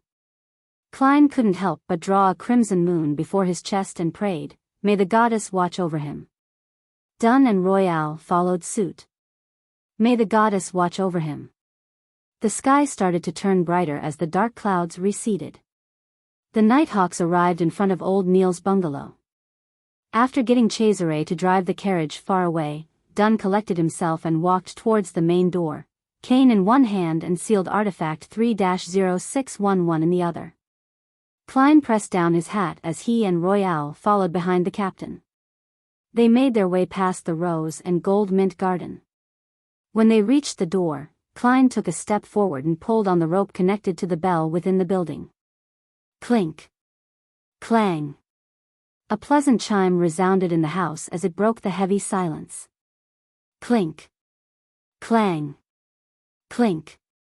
Clang. Klein pulled several times, then politely took a step back without making any further attempts. The three Nighthawks waited patiently for a few minutes, but they didn't hear any footsteps approaching the door. Perhaps old Neil went to visit a doctor and isn't at home. Klein forced a smile. He hadn't finished his sentence when a melody came from within the building. It was the music from a piano. It was like a silent lake veiled by a thin mist beneath the moonlight. Dunn's expression became abnormally stern and grave. Klein's heart sank as well. Just as he was about to do another divination, he suddenly saw liquid flowing out from the gap beneath the door. The stream of liquid was transparent and pure at first, before it became dyed crimson, a crimson similar to that of blood. It was an intensely dark crimson red. Chapter 164, Miserable Wretches. The color of fresh blood was reflected in Klein's eyes as they intently locked onto the flowing liquid. Just then, there was a light cough from within the house. Old Neil spoke with a raspy voice, "Dunn, why are you here?" Dunn's gray eyes were extremely deep. His mellow voice replied calmly, "I heard that you're sick, so we came to visit." There was a sudden silence in the house. A few seconds later, old Neil roared in anger and terror, "No. You're lying." Without waiting for Klein and company to say a word, his tone suddenly became weak. "Yes, I know my condition isn't quite right. Old Neil." Klein closed his eyes, but the bloody liquid that was seeping through the gap of the door didn't cease. Then, old Neil raised his voice and said, "All this time, I've never hurt anyone, nor have I thought of hurting anyone. I never betrayed the secrets of the Nighthawks, even one. At the most, I've made claims for undeserving expenses. I really haven't committed any evil." "Klein!" he suddenly shouted like he usually did. "I told you about the maxim of the mystery priors, do as you wish, but do no harm. I still live by this saying. I'd rather be patient, I'd rather endure than do things that will harm others." With that said, he pleaded sincerely, "In fear, Done, Royale, Klein, go back. Go back. Wait till tomorrow, by tomorrow, I'll be back to normal. I swear to the goddess, I wouldn't harm anyone. Really? Dunn closed his eyes and asked extremely gently, what do you plan on doing? What have you been trying to do all this while? Me? Old Neil was confused at first before he described with a tone filled with hope, I'm trying to resurrect Celeste. Dunn, I found a way, I'm on the right track. You should have heard about it. Back then, I made a mistake during the ritualistic magic to treat her illness, so I failed. I failed to save her. I now know it was because I had yet to master mysticism. But now, I have enough knowledge and experience to complete everything. It's regrettable that I wasn't inspired by the maxim of the mystery priors and Daly's example. I missed the best opportunity. If I was a high-sequence Beyonder, all of this would become extremely easy.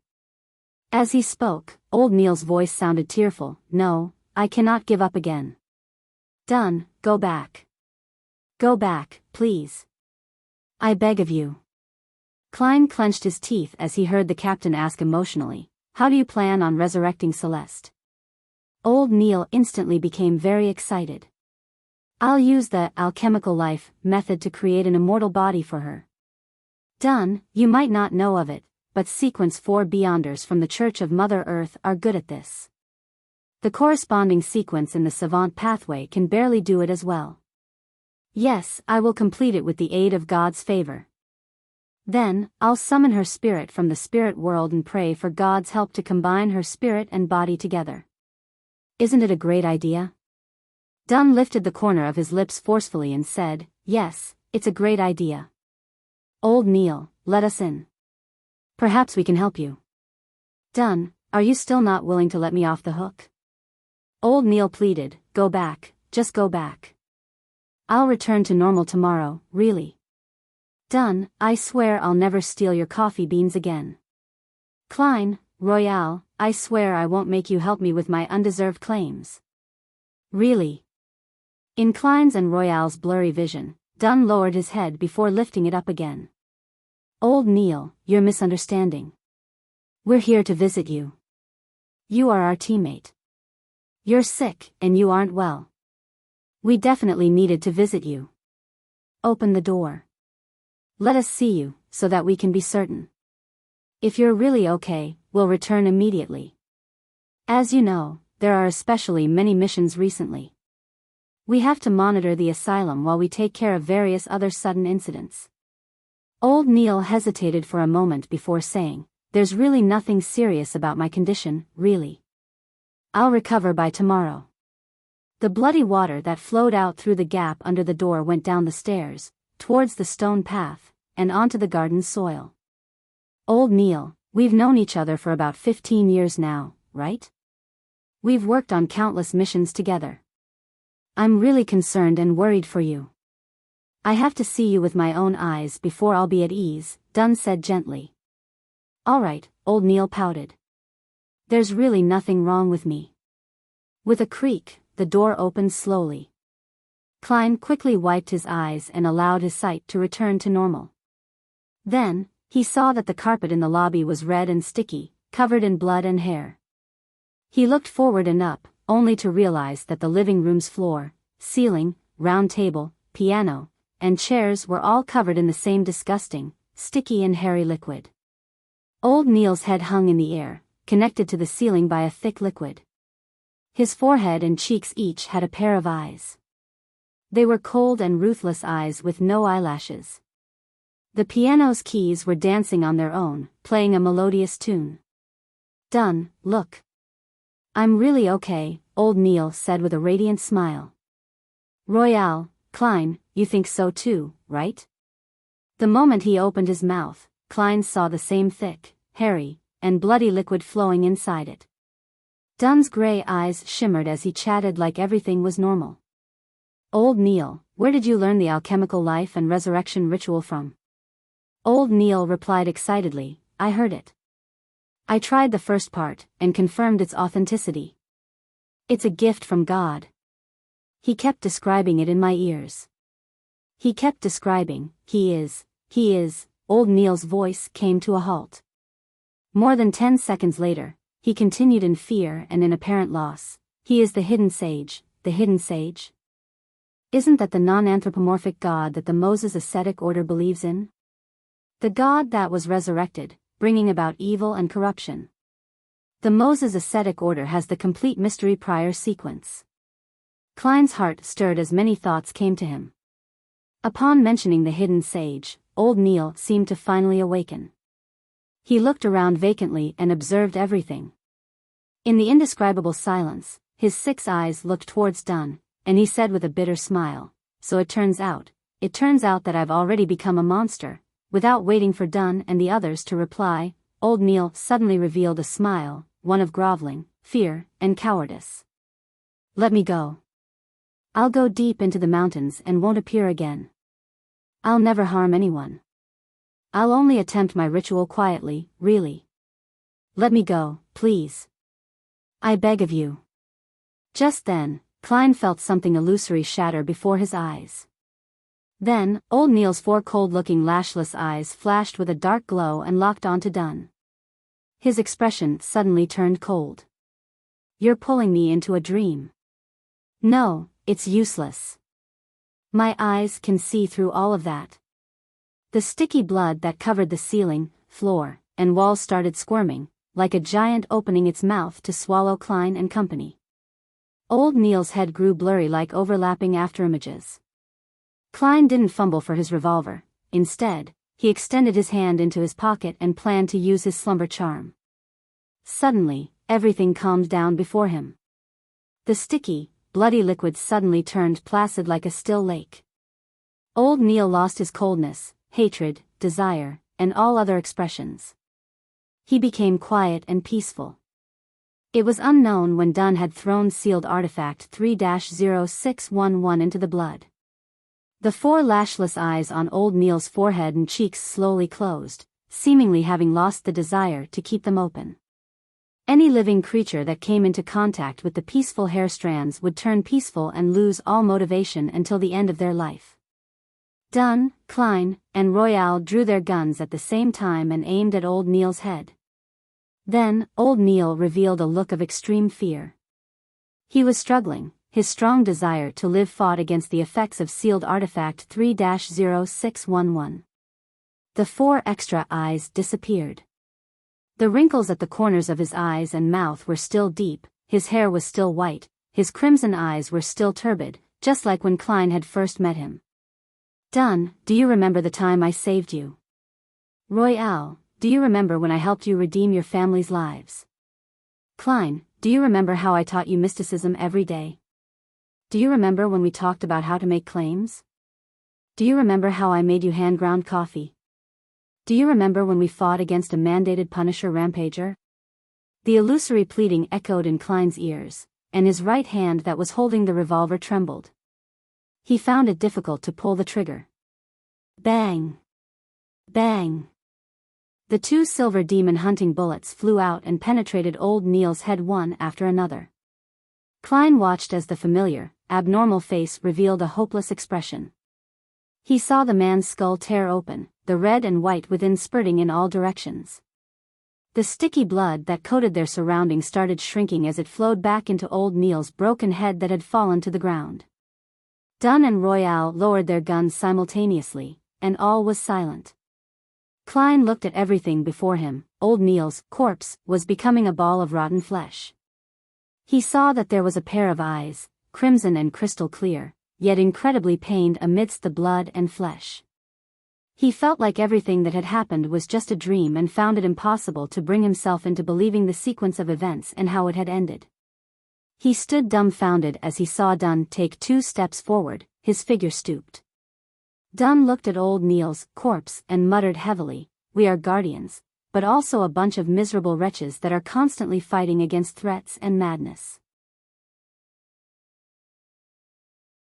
Chapter 165, Epitaph, "We are guardians, but also a bunch of miserable wretches that are constantly fighting against threats and madness." Dunn's words echoed throughout Old Neil's house. They reverberated across the corroded floor, the walls, and ceiling, as well as within Klein's mind and soul. He'd never had a stronger impression of that sentence than the one he had now. He felt that he wouldn't forget this feeling for as long as he lived, even if he were to return to Earth. Amidst the still atmosphere, Dunn walked towards old Neil's corpse and kneeled down. He took out a white handkerchief from the pocket of his windbreaker and covered it over the dark red, crystalline eyeball which looked pained. At this moment, Klein noticed that the keys of the piano had stopped moving. A faint, translucent figure appeared. This. Klein, who had activated his spirit vision before entering the house, froze. He hadn't noticed this strange soul until now. Was it because he was distracted by old Neil, or was it due to old Neil's abilities after he lost control? Klein saw the formless figure evaporate quickly, vanishing before his very eyes. He had a faint idea of what was going on. Suppressing the heavy feeling in his heart, he heard the captain order, "Search old Neil's house carefully for possible clues." "All right." When Klein spoke, it took him a minute to recognize his own voice. His voice was raspy and deep, as if he had the flu. "All right," Royale also replied. The condition of her voice is about the same as mine. It's like our nostrils are blocked. Klein looked at his female teammate, who typically didn't have much of an expression. It was as if he was knowing her for the first time.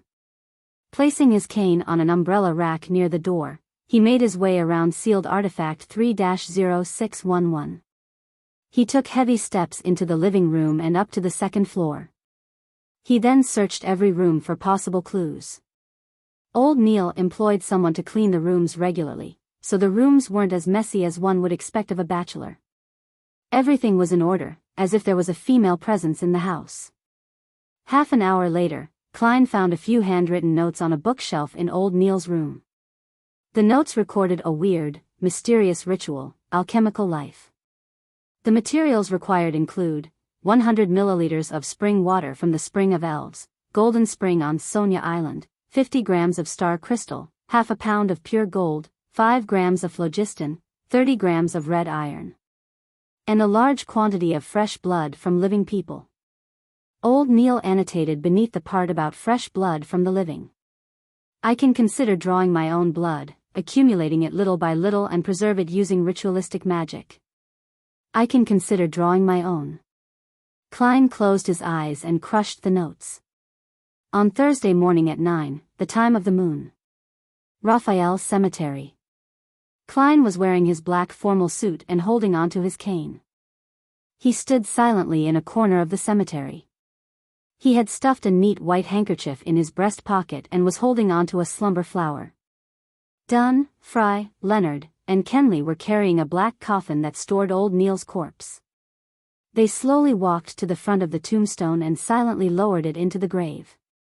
As she saw the brown soil being tossed into the grave, Roseanne, who was wearing a black dress and a white flower in her hair, wept. "Can someone tell me if this is all happening for Rael? Why did he lose control? Why did he consume the potion? Why did he become a Beyonder? Why must there be wraiths and monsters? Why is there no safer way? Why? Klein silently listened on until old Neil's coffin was completely buried in the soil, until all signs that he existed were buried deep within the earth. "May the goddess bless you." He drew a crimson moon in front of his chest, then took a few steps forward and placed the slumber flower in front of the tomb. "May the goddess bless you." Dunn, Fry, and the others tapped at their chests in a clockwise fashion.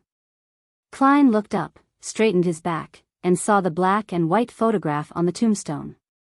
Old Neil was wearing his classic black hat, his white hair was peeking out around the edges. The wrinkles beside his eyes and mouth were deep, his dark red eyes a little turbid. He was so peaceful, no longer feeling grief, pain, or fear. There was an epitaph carved underneath the photograph. It came from the contents of the last entry in old Neil's diary: "If I cannot save her, then I shall accompany her." The morning breeze blew gently. The silence and emptiness of the Raphael cemetery hung over everyone. In the afternoon, Klein took a form signed by the captain to the armory. He opened the half-closed door and saw Brett with a thick, black beard behind the table. Klein froze visibly before handing the form over. 50 rounds of ordinary bullets. During his request, he glanced at the tin can on the table. He felt as though he could smell the fragrance of the hand-ground coffee and hear the cheeky words in his ears. But why must you wait till you have spare cash? You can apply to Dunn and get him to approve of the expenses. Brett noticed Klein's expression and sighed. I can understand what you're feeling right now. I, myself, cannot believe that old Neil would leave us like that. Sometimes, I even feel as though this is a dream conjured by the captain. Perhaps this is the destiny of many Nighthawks, Klein replied with a bitter smile. After this incident, he felt much more disappointment and hatred toward the upper echelons of the church for keeping the acting method a secret. Let's hope that there will be fewer such tragedies. May the goddess bless us. Brett drew a crimson moon in front of his chest. He took the application form and walked into the armory. Bang! Bang! Bang! The smell of gunpowder filled the air. Klein vented his frustrations onto the target he was shooting at, until he finished shooting the bullets that he had requested. He then collected himself and took a public carriage to Gawain's house. He completed sets upon sets of exercises, as if he was torturing himself, until Gawain told him to stop. Combat practice isn't there for you to harm yourself. Gawain looked at Klein with his turbid green eyes. I'm sorry, teacher. I'm a little down today. Klein exhaled and attempted to explain. What happened? Gawain asked without a ripple of emotion. Klein thought for a moment, then gave a simple reply. A friend of mine passed away suddenly. Gawain was silent for a few seconds. He stroked his blonde mustache and said with a fleeting voice, I once lost 325 friends in the span of 5 minutes, amongst them were 10 that I could trust with my life. Klein sighed in realization. That is the cruelty of war. Gawain shot a glance at him and let out a self-deprecating laugh. The cruelest thing of all is the fact that I can never exact revenge for them. I can never fulfill their dreams, and the answer eludes me forever. As for you, you still have such a chance. Even though I don't exactly know what happened, I know that you're still young. You still have many opportunities. Klein was silent for a moment. He took in a breath and collected himself. Thank you, teacher. Gawain nodded and said without any expression, take a 10-minute break, then do 10 more sets of the exercises you were doing just now. Klein was momentarily unsure what expression he should show. Friday morning, in the recreation room of the Nighthawks. Klein, Seekatron, and Fry were seated around the round table, but they weren't playing cards. One of them was flipping through newspapers, the other was looking out the oriel windows in a daze, and the last was holding onto a pen, wanting to write something but failing to do so. The room was quiet. No one spoke, and no one joked around. The atmosphere was heavy. Phew. Klein exhaled. He lowered his newspaper and planned to focus on reading the materials he had found. At that moment, Dunn Smith knocked and entered the room. He looked around before saying, Klein, come out for a moment. What happened? Klein, who had a premonition of what was happening, stood up and made his way out of the recreation room. Dunn stood at the entrance of the stairway leading to the basement. He turned and looked at Klein. The person that the Holy Cathedral sent is here. The person examining me is here? Klein's nerves tensed. Chapter 166, Examination. There was a cold breeze blowing from the basement, providing a hint of relief for Klein's tense emotions. It's finally here. Once I pass this stage, I won't have to worry about being examined like this for at least half a year. Once I advance to Sequence 8 and become a so-called clown, I'll possess actual combat strength. With the aid of divination and my flaring sun charms for backup, I'll have a chance of surviving even more relatively dangerous situations. Since I was waiting for the Holy Cathedral's examination, I haven't even dared to withdraw the £300 that Miss Justice transferred to the anonymous account. Just in case they audit my financial situation and find out that I'm in possession of a large sum of money from an unknown source. Just as Klein's thoughts flashed through his mind uncontrollably, Dunn Smith smoothed his sleeve and said in a low voice, "The person in charge of the examination is one of the 9 high-ranking deacons of the Nighthawks, Christette Sesamir. The Holy Cathedral attaches great importance to you." "A high-ranking deacon?" Klein blurted in surprise. In general terms, the 13 archbishops and 9 high-ranking deacons made up the upper echelons of the church. It was said that there was no lack of high-sequence Beyonders among them. The 22 ladies and gentlemen were all equal in terms of their rankings. They only followed the orders of the Evernight goddess, and they were only answerable to the Pope. Dunn took a whiff of the cold wind from the basement before nodding faintly. "Yes, he's a high-ranking deacon. But you don't have to be nervous. Christette is only a sequence 5, and has yet to enter a demigod state. So, you don't have to be too afraid or reverent. Oh, his title in the Beyonder world is the Goddess's Sword. As he possesses a holy item, his combat strength is similar to a newly advanced sequence for Beyonder. I just chatted with him. He was very friendly. If I read between the lines, Captain is telling me that he only said what was necessary. He doesn't want me to be nervous and go according to the plan." Klein nodded thoughtfully and asked, "Where should I meet the high-ranking deacon?" "The alchemy room where we concoct potions," Dunn replied simply, as a hint of gloominess flashed across his face. "The alchemy room where we concoct potions? The laboratory where old Neil made my seer potion?" Klein slowly let out a breath and returned to the Nighthawk's recreation room and took his outerwear from the clothes rack. He put on the black windbreaker, placed his hands into his pockets, and walked down the winding stairs that connected to the basement. Then, he took a left turn at the cross junction. Very quickly, Klein saw a secret door under the light of the elegant gas lamps that lined the walls. He saw that the long tables in the room had been moved aside to open up a large space in the center of the room.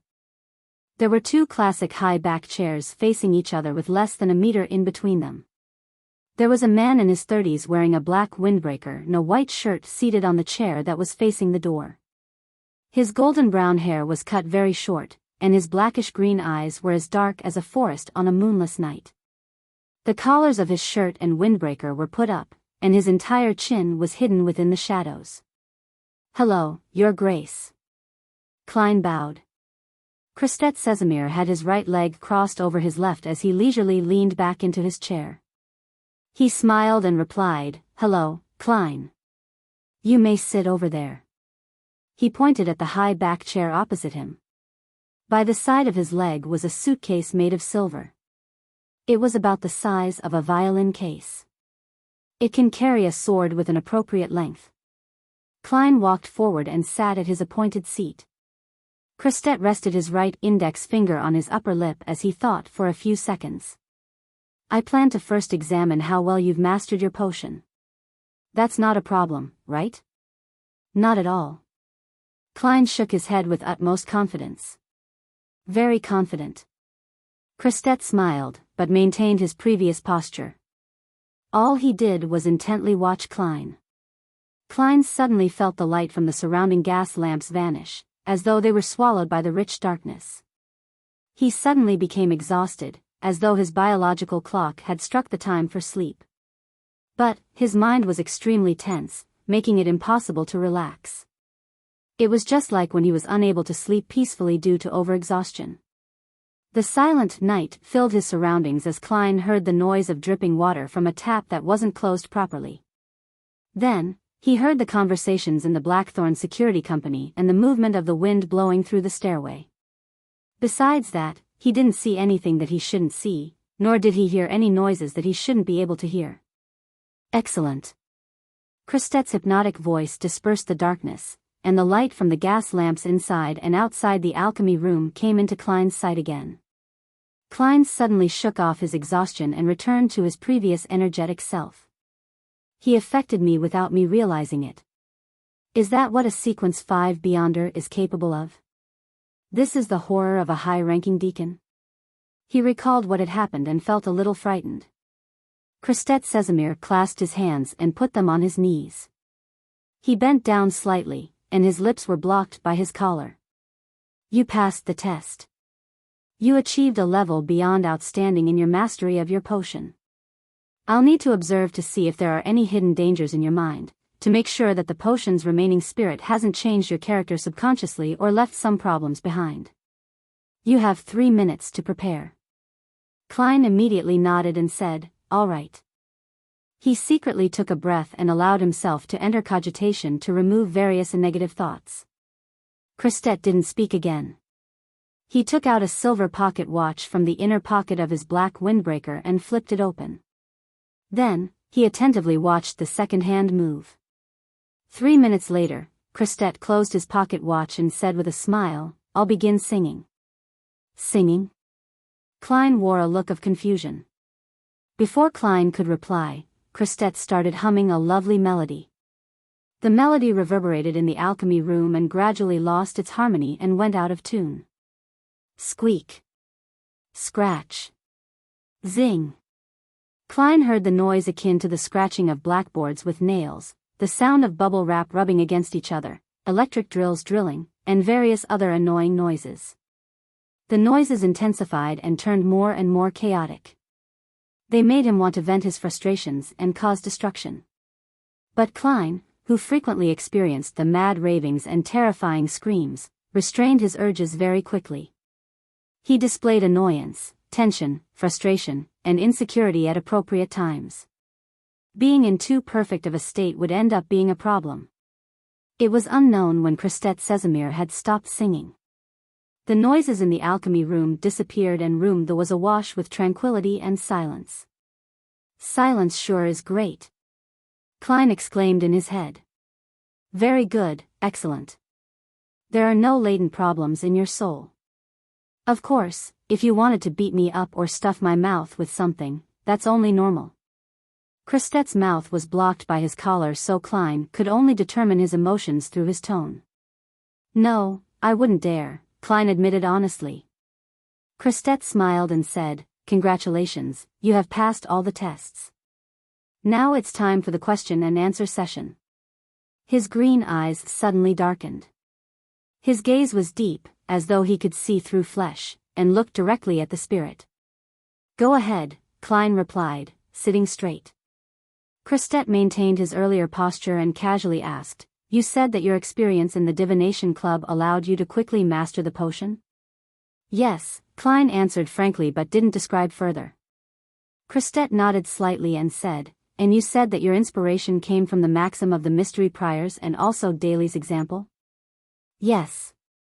Klein confirmed this first before explaining in detail. I found out from one of my teammates who was a mystery prior that those who abide by the maxim of the mystery priors have a lower probability of losing control than normal. After that, I heard that Madame Daly once said that she wanted to be a real spirit medium, and that she is a genius that leveled up to sequence 7 within 2 years. After noticing both situations, I thought I could give it a try. I attempted to be a real seer and outlined some principles for a seer. The outcome was better than I expected. I mastered the potion very quickly. Your Grace, I'm not sure if you have had a similar experience. When I fully mastered the potion, there was a very special, very magical feeling. Klein described his experience as if he only vaguely understood the acting method. The man he had been when he was on Earth would have been nervous and embarrassed to speak so many half-lies before such a powerful Nighthawk. But ever since he transmigrated to the current world, he had lied so much that he was used to it. He could do it flawlessly. The darkness in Christette's eyes disappeared, and his gaze returned to normal. He smiled and said, Don't worry, it's not an illusion. From his answer, Klein couldn't see any doubt or scrutiny, so he felt at ease. Dunn endorsed your experience. I believe that you really are a genius, with a logical mind and sharp senses, Christette complimented. He then asked, Did you share your experience with your teammates? Of course, Klein admitted frankly. I hope that I can help them lower the risk of losing control. We're teammates, comrades that face danger together. I don't have any reason to hide the truth. But for the same reason, I didn't tell the clerks. Christette uncrossed his right leg and sat up straight. His thin lips were exposed from the shadow of his collar. He lifted the corner of his lips and said, although you haven't even been with the Nighthawks for 2 months, I believe your understanding towards partners is much better than many others. I plan to share more information with you, but according to the Holy Cathedral's rules, you have to swear to the goddess that you won't reveal the contents of our conversation to anyone that doesn't know about this. That should be fine, right? I passed the test? Klein was delighted. He nodded without hesitation.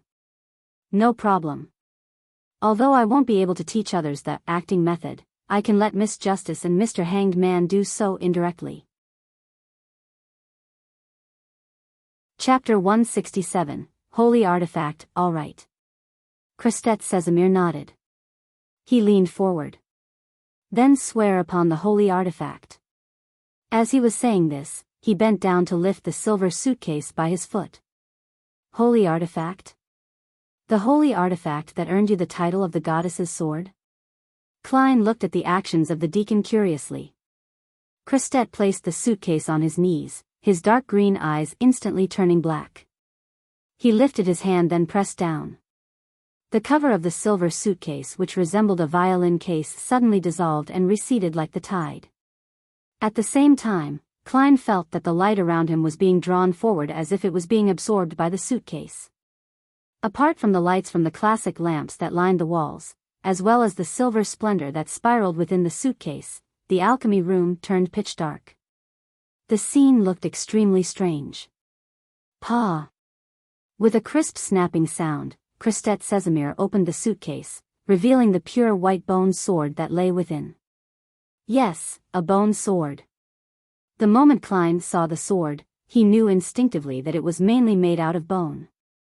The short sword silently released a pure white glow in the pitch-dark alchemy room, as if it were a moon hanging high in the night sky, or a lighthouse in the middle of a storm. It looked as though the sword had no defects on its surface, but a closer examination would reveal that the surface of the sword was laced with layers of symbols and icons. These mysterious patterns intertwined to form the body of the sword. Klein observed the holy sword, suddenly realizing that he couldn't look away. His vision was being drawn towards the sword as his brown eyes slowly lost their luster. Christette lifted the suitcase, moving the sword away from its original position. Klein instantly snapped out of his trance and finally freed himself from the nightmare he couldn't escape before. He cast his gaze to the side and asked gravely, "Your Grace, do you need me to put my hand on the holy sword?" "Yes, come over." Christette's voice was melodious as if he was singing a lullaby. Klein stood up, still looking to the side as he took small steps forward. As it was dark, he couldn't see where the legs of the deacon were, nor his old leather boots. "Stop," Christette spoke calmly. Klein immediately halted and stood on the spot. He took a quick glance at the pure white bone sword through the corner of his eyes before retracting his gaze again, in fear. With that mere glance, he bent down and extended his right hand, accurately placing it atop the holy sword. A cold feeling swept through his skin and into his mind. The distracting thoughts and feelings of worry instantly eased, as if he was sitting on a roof in a noisy village, smelling the scent of the harvest and admiring the starry night sky. "Recite after me," Christette said solemnly. "All right." Klein nodded. He then heard the deacon speak in Hermes. "O Evernight goddess, nobler than the stars and more eternal than eternity. I swear to you in my real name and my spirituality. I, Klein, will never reveal the details of the acting method to those who do not know of it from this moment forth. If I go against this, I shall accept any punishment you deem fit. Please witness my oath." Klein collected himself and made the oath in Hermes, following Deacon Casimir's lead. He had the faint feeling that a connection has been established between him and a faraway being through the pure white bone sword. After retracting his right hand, he drew a crimson moon on his chest. "Praise the Lady! Praise the Lady!" Christette smiled and bowed in response. Immediately, he closed the cover of the suitcase and pressed down heavily with his right hand. The darkness was instantly lit up as the light from the lamp once again filled the entire room. Klein noticed that the black eyes of Deacon Casimir had regained their usual blackish green. He made his way back to his chair and frowned. He asked in puzzlement, "Acting method?" Christet cleared his throat. Without answering the question directly, he instead smiled and said, "You might feel a little confused and not understand what I'm about to tell you, but I cannot explain why that is so, for that involves the secrets of the church. You will only have the right to know after you become an archbishop or a high-ranking deacon." Klein looked at Casimir and added inwardly before Casimir could say it. "You will only be permitted to know after you become a core member of the church, such as an archbishop or a high-ranking deacon," Christet emphasized. Klein nodded sternly. Christet placed the silver suitcase back beside his foot and crossed his legs. In the long history of time, the church has had generations upon generations of genius beyonders slowly figuring out a way to avoid losing control. And the core to this method is the name of the potion. It's not only critical, it's also the key.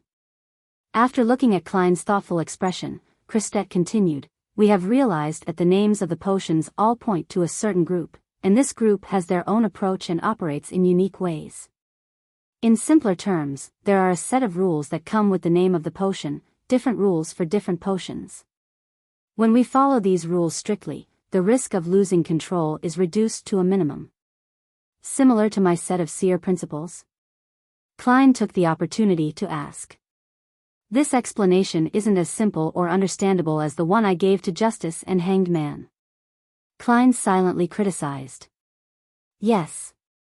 Christet gave an affirmative answer. "When we follow the rules of the potion, we become more and more like the group described by the name of the potion. In other words, we are acting as the job that the name of the potion points us toward. That is the acting method. You must remember, the spirituality of every individual is special, unique. Even though the core rules must be followed by the people who consume the same potion, there are always certain variations to the rules that are unique to the individual. Thus, the experiences of others can only serve as a guide. That is a point that I didn't realize." Klein said sincerely, "Thank you for informing me. I will remember that." Christet laughed. "These are the experiences accumulated over the generations. After using the acting method, we not only gain mastery over the potion, we're also digesting it, just as we would our food. When you truly digest the potion, you will feel a unique, mysterious sensation, understood?" "I understand." Digestion, this term is very appropriate. Klein pretended to be deep in thought. After Christet explained the method in more detail, Klein weighed his words as he asked, "Your Grace, since the name of the potion is not only the core, but also the key, then how did the first Beyonders obtain them?" "I heard that it was recorded on the blasphemy slate." "Yes, that is correct," Christet replied frankly. "But the blasphemy slate was inscribed with the ancient names. The names of the potions which we use today were derived in part from divine revelations. Some were also consolidated by the experiences of the Beyonders themselves." Klein nodded slowly. He pursed his lips and asked, "Your Grace, since the acting method is so effective, why wouldn't the church tell every Nighthawk about it?"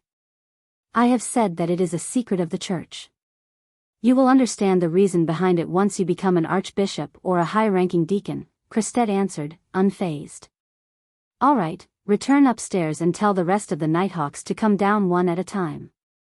I have to carry out the final step of the examination." "That's to keep Fry and the others from divulging the acting method?" Klein thought as he stood up. He then bade farewell, following the Nighthawk's etiquette. He made his way past the corridor and up the stairs, returning to the Blackthorn Security Company. He saw Dunn smoking his pipe near the entrance of the basement. With a smile, Klein took the initiative to say, "There shouldn't be any more problems. His Grace wants me to inform Fry and the others to head down for a conversation with him." "Yes, that is the last step." "That means that there were no problems." Dunn put away his pipe and headed to the recreation room to tell the rest. As he watched Fry and Sika enter the basement, Klein suddenly recalled something. He said in a hurry, "Captain, are we going to have to get Royale who's guarding over Cheney's gate, and Leonard who's watching over the asylum? Oh, and Kenley, who's on break?" Dunn froze and pinched his forehead. "I forgot." He paused for a moment, then chortled. "But the matter shouldn't be too complicated. One of the advantages of having a high-ranking deacon examine you is that there's no need to send a telegraph to the Holy Cathedral, or engage in a cumbersome exchange of letters. He can make the decision on the spot and hand the formula to the clown potion as well as the main ingredients to you. That's not too bad. Klein couldn't contain his excitement. An hour and a half passed. As Kenley walked out of the alchemy room, his expression full of puzzlement, Klein was once again called downstairs. He met the high-ranking deacon once again, the goddess's sword, Christette Sesamir, a second time. This time, the golden brown-haired and blackish-green-eyed deacon wasn't seated. He stood there, allowing the breeze in the basement to blow at his black windbreaker. Christette's collar stood tall, hiding his chin in the shadows. He looked at Klein and smiled. Nighthawk Klein Moretti, I announce in the name of the goddess that you have passed the examination of the Holy Cathedral. Congratulations. With your contributions, you can immediately advance to become a Sequence 8 Beyonder. Chapter 168, Clown Potion. Phew, I finally passed. I passed it just like that. When Klein heard Christette Sesamir's announcement, he let out a breath of relief despite being mentally prepared for it. It felt surreal, as though it was a dream. He had assumed that the examination would be tougher and lengthier, but when he thought carefully about it, he realized that what had just happened was what should have happened. If he had taken the normal 3 years to digest the seer potion instead of doing it in a month, the examination wouldn't have even been conducted by the Holy Cathedral. The Tinjin Nighthawks captain would have been responsible for it instead. I thought they would investigate my family and friends. Perhaps Sesamir arrived in Tinjin 2 days ago and completed that in secret. I also thought that the examination would require me to complete some task. I was really overthinking it. The goal of the examination is merely to determine the level of digestion for the potion, as well as detect any latent dangers, and see whether I'm aware of the acting method and if I shared my experience with others. These thoughts flew past Klein's mind. He flashed a sincere smile. Thank you, Your Grace. Praise the lady. Christette nodded gently and said, to advance is to serve the goddess better, so that you can protect our fellow believers better. You must remember this, trust me, it'll help you fight the temptation of losing control. Temptation, Klein ruminated over the word. Christette sized Klein up with his green eyes and said sternly, the acting method can help you digest the potion and lower the risk of losing control, but it's not the be-all and end-all. To a certain extent, you can even confuse playing the role and your own existence. You know, there are many actors in the theater that develop severe psychological issues. At a certain level, you might really go insane. Remember that you're only acting. The only point of note concluded by the City of Silver is identical to what Deacon Sesamir said. Klein nodded thoughtfully in agreement. In addition, Christette emphasized, not only is losing control related to the potion, it's also closely related to your emotions and mental health. The most important thing for a Beyonder is to control yourself. Only then will you be able to withstand the temptations of evil gods and devils, resisting emotions like greed and jealousy, and the erosion of desire. Of course, I don't mean that you should get rid of all your emotions and desires, because that is something that no human or even demigod can do. Yes, perhaps only some special sequences are able to achieve that sort of state. Klein suddenly thought about old Neil. He couldn't help but ask in reply, we must keep our emotions and desires at a reasonable level, and not allowing them to drive us to do something irrational and abnormal? Christette nodded solemnly. Yes. After he answered, there were wrinkles at the corner of his eyes. That's all I wanted to warn you about. Now, I'll pass you the clown potion formula and the relevant ingredients. He bent down and put his silver suitcase on the long table. He then turned around and moved a few steps, blocking Klein's view. When the surrounding lights strangely vanished again, Klein suddenly understood that the formula and ingredients were in the suitcase that stored the holy artifact. It was simply because his gaze was attracted by the pure white bone sword, which was why he didn't notice, or perhaps, he couldn't notice, the other items in the suitcase. After a few minutes, the light of the gas lamps lit up the alchemy room again. Christet picked up his suitcase and moved away, presenting the items on the long table to Klein. Among them, the most eye-catching item was the palm-sized gray goat horn. It looked like a miniature version of a normal goat horn and was crystal clear, swirling with colors. There were faint layers of unique patterns. Next to the goat horn was a blue rose. There were red veins on the petals that connecting them together. It seemed to form a human face with a smile. Ha ha ha, whoa whoa whoa, ha ha ha, whoa whoa whoa. Klein heard illusory laughter and crying diffused with each other, and he saw pieces of gray halos floating in midair. A crystal of the single horn of a matured Hornaceous gray mountain goat and a complete stalk of a human-faced rose. The main ingredients of the clown potion. He nodded indiscernibly and took a few steps towards the long table. 80 milliliters of pure water, 5 drops of torn apple juice, 7 grams of black-rimmed sunflower powder, 10 grams of golden cloak grass powder, 3 drops of poison hemlock. Klein looked at the unfurled goatskin parchment and compared the written content with the formula that he had memorized. After he confirmed that there was nothing wrong, he recalled the demonstration old Neil did. He took a deep breath and exhaled slowly to collect his emotions. With the apparatus in the alchemy room, he distilled some pure water needed by the potion. In the potion formula, pure water referred to water that was distilled over and over again. Then, he washed a black metal pot and threw in the supplementary ingredients one after another. He was as skillful as back when he had done chemistry experiments in high school. As the Beyonder ingredients hadn't catalyzed just yet, he didn't see any obvious changes in the liquid in the metal pot. At most, he only saw powder floating on the surface of the liquid.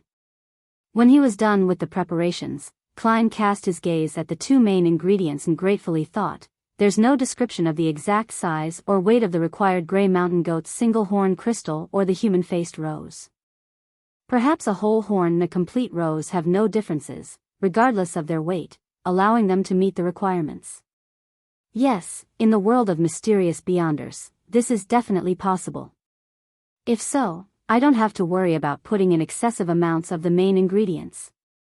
After a few seconds, Klein picked up the human-faced rose and threw it into the metal pot. When the strange flower touched the liquid, it immediately produced a sizzling sound. The surrounding illusory laughter became shrill. Ha ha ha, ha ha ha. Klein didn't delay any further as he immediately grabbed the crystalline mountain goat horn and threw it into the metal pot. Poof! The terrifying laughter disappeared all of a sudden, and the surrounding gray halos slowly converged into the metal pot. Klein lowered his head and saw the liquid in the pot was colored in a mix of gold, yellow, and red.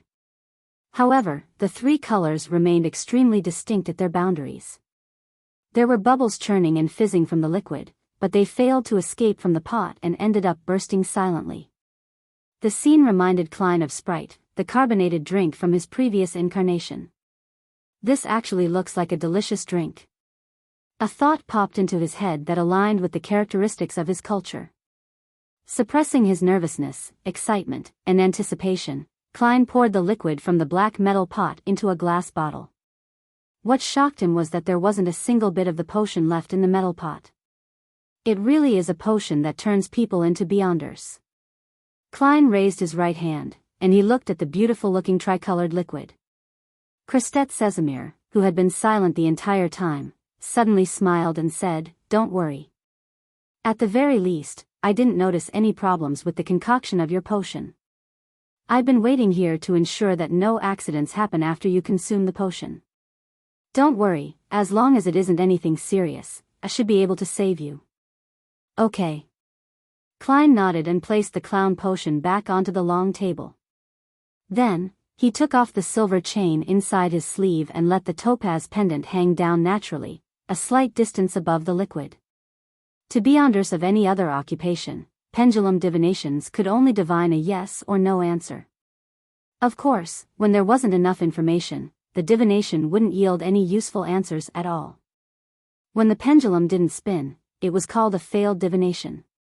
As a seer, Klein's pendulum could also vaguely determine the degree of the yes or no answer. Klein's eyes grew dark as he recited, "This potion is harmful. This potion is harmful."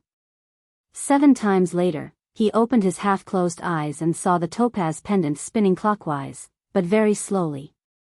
Clockwise means a positive response. In other words, it means that the potion is harmful. However, it spins slowly, which means that it's only slightly harmful. Yes, potions can bring about a loss of control, so there's the possibility of harm. A low level of harm means there is nothing wrong with the potion. Klein let out a breath of relief and wound the pendulum on his left wrist before covering it with his sleeve. At that moment, Christette couldn't help but sigh. You really are a professional seer. I must fully utilize my advantage, but I can't rely on it too much and think that it's all-powerful, Klein replied softly and took up the clown potion bottle. After drinking it, I'll become a Sequence 8 Beyonder. The thought flashed in his mind and Klein didn't hesitate. He raised the bottle, tipped his head, and gulped down the potion. Bitter. So bitter. It sucks, totally. He instantly realized what it meant to look good on the outside, but rotten on the inside. His face had contorted as a result of the potion. He wanted to puke, but he couldn't. Then, Klein realized that his face was flushed red. As for the rest of his body, they were experiencing a similar reaction. He was convinced that he looked like a steamed lobster. As for his spirit and mind, they felt like they had been extracted into a thin needle, fusing with the potion, drop by drop, as it stabbed into each and every one of cells. It was a feeling that needed no microscope to observe his cells. Klein stood there and saw the intruder invade his body's most minute areas. For a few seconds, he felt like a robot that was having its parts and electrical circuits swapped out. After an unknown period of time had passed, his mind reflected his figure, as though he was listening to himself singing through his own ears. Due to this strange projection, Klein discovered that he could precisely control his facial and bodily motions. Meanwhile, his ears buzzed. He heard the murmurs and shouting echoing around him which had not happened in a while. Hornasis. Phlegria. Hornasis. Phlegria. Hornasis. Phlegria. Phew. Klein imagined the layered spherical light and slowly entered a cogitation state. Bit by bit, he escaped from the state of having his spirituality seep out where he had a slight loss of control. At that moment, he knew that he had advanced successfully. He knew that he was a Sequence 8 clown. Chapter 169, New Abilities. After the color in Klein's eyes went back to normal, Christette Sesamir said with a laugh, "You can move about and try to get used to the changes in your body. Try to find the core powers that were given to you by the clown potion." Klein nodded. He considered the fact that he might need guidance from the deacon and thus didn't care about his presence. He repeatedly followed what he had been practicing all this time as he took a step forward. He twisted his hips and threw a punch forward, launching a frontal jab. Pa! He heard the crisp sound of his fist breaking the air. The power in the forward thrust exceeded his expectations. In that instant, he felt as though he was sitting in a carriage which had abruptly hit the brakes. He lost his balance and fell forward. Oh no. This is about to become an embarrassing story, just like Leonard's. Klein mused. But at that moment, he noticed that he could still effectively control his muscles, his body, as well as his center of gravity. He simultaneously exerted force with his spine, tendons, and ligaments, instantly adjusting his center of mass and managing to stand firm despite his distorted posture. Well. Upon gaining some understanding of this, Klein attempted several other actions. He confirmed that the biggest change in his body was the massive increase in coordination. He would no longer lose his balance unless there were some extenuating circumstances. I feel like a roly-poly tumbler. I can even act in a circus now. It wouldn't be too hard for me to walk on a rope. The clown potion sure lives up to its name. Many thoughts flashed through his mind. Klein once again tested the extent of the improvements to his strength, agility, and speed. I should be around the same level as Teacher Gawain. After I get used to this and go through the specialized training, I'll definitely become more powerful. Also, with my current mastery over my body, it would be easy for me to grasp combat techniques. Klein stopped moving and nodded in thought. According to his plans, he estimated that he would become decent in combat arts only after half a year. But after consuming the clown potion, he felt that it would only take a month, perhaps 2 or 3 weeks, before he could qualify as a policeman that was adept in combat. That was the difference between an average person and a Beyonder. In a sense, the talents of Beyonders were beyond the reach of normal humans. Christette watched silently as the newly advanced clown tried out various actions before completely stopping. He then nodded. It truly is a potion adept in the field of combat. Without waiting for Klein to speak, he asked, "What sounds did you hear just now?" "I heard someone muttering Hornacis." Klein wanted to keep the term Phlegria a secret for the time being. He wanted to observe the reaction of Deacon Sesamir. If he was willing to relay information regarding the Hornacis mountain range in the nation of the Evernight, Klein would then add on, saying that he heard something different again. Christette nodded slightly, skipping over the topic. He reminded Klein, "Remember, a high-sequence Beyonder can influence corresponding low-sequence Beyonders of the same sequence pathway to a certain extent. In a way, some parts of the respective pathways contain the realm of demigods. The murmurings and howls might have been intentionally conveyed to you by them. They might be filled with malicious intent. You must be even more cautious if the sequence pathway belongs to an evil god. I had a chat with Dunn just now. The Nighthawk in your team who lost control recently met with such a situation. Old Neil. The hidden sage." Klein's expression darkened. He nodded solemnly and said, "Your Grace, I will remember this. I will not be tempted by the murmurings or howls. I will not be corrupted by them." At the same time, he thought of something else. Could this be the reason why the Church only provides the pathways for Sleepless and Corpse Collector, while hiding a large number of the other pathways? After all, the Sleepless pathway belongs to the Evernight goddess, and Death, which corresponds to the Corpse Collector pathway, has already fallen. As for why the Church would still offer the Mystery Prior and Seer, it's because these two jobs are of a support type and can fill the shortcomings of the Sequence 9 and 8 pathways for Sleepless and Corpse Collector. Furthermore, they're only at the beginning of the pathway, so the influence they can gather wouldn't be too prominent. But this doesn't explain why they would hide the names and unique traits of the potions, or the lack of information as to what one should take note of when facing them. Klein retracted his thoughts when he saw Christette Sesamir pick up his suitcase to leave. He adopted a curious tone. "Your Grace, I would like to know how to act as a clown. Do I have to go to a circus?" Christette smoothed his tall collar and chuckled.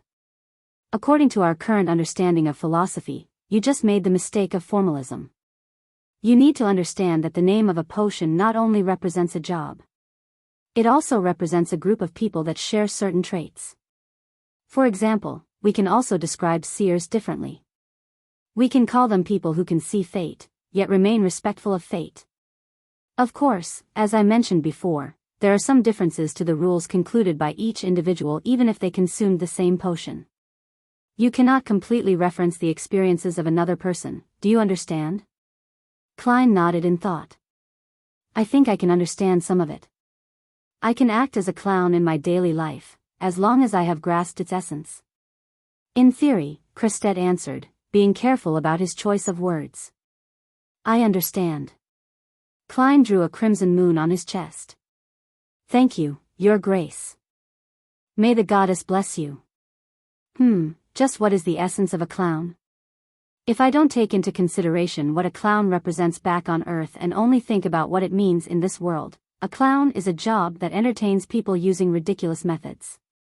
For example, hilarious get-ups, exaggerated actions, trickster-like performances. The core is that it must be ridiculous, and it must entertain others. It feels a little off. Must I consider it from the perspective of court jesters from ancient times? Klein thought about it silently as he felt at a loss. Christette looked at him and also drew a crimson moon before his chest. He smiled, revealing the wrinkles at the corner of his eyes. "May the goddess bless you too." At that moment, Klein suddenly perceived something. an intuition that felt like a prediction, that Deacon Sesamir would put his left foot forward. He then saw Christette pick up the silver suitcase and step toward the entrance of the alchemy room with his left foot. 1 step, 2 steps, 3 steps. Klein watched as Christette walked out of the hidden door, his figure vanishing into the corridor. This. He was dazed for a moment before he felt intense excitement. The beyonder powers of the clown potion were more powerful than he imagined. He could intuitively predict a person's next course of action. Was the combination of this ability, coupled with his powerful coordination, exceptional agility, and speed, as well as decent strength, considered being good at fighting with artifice?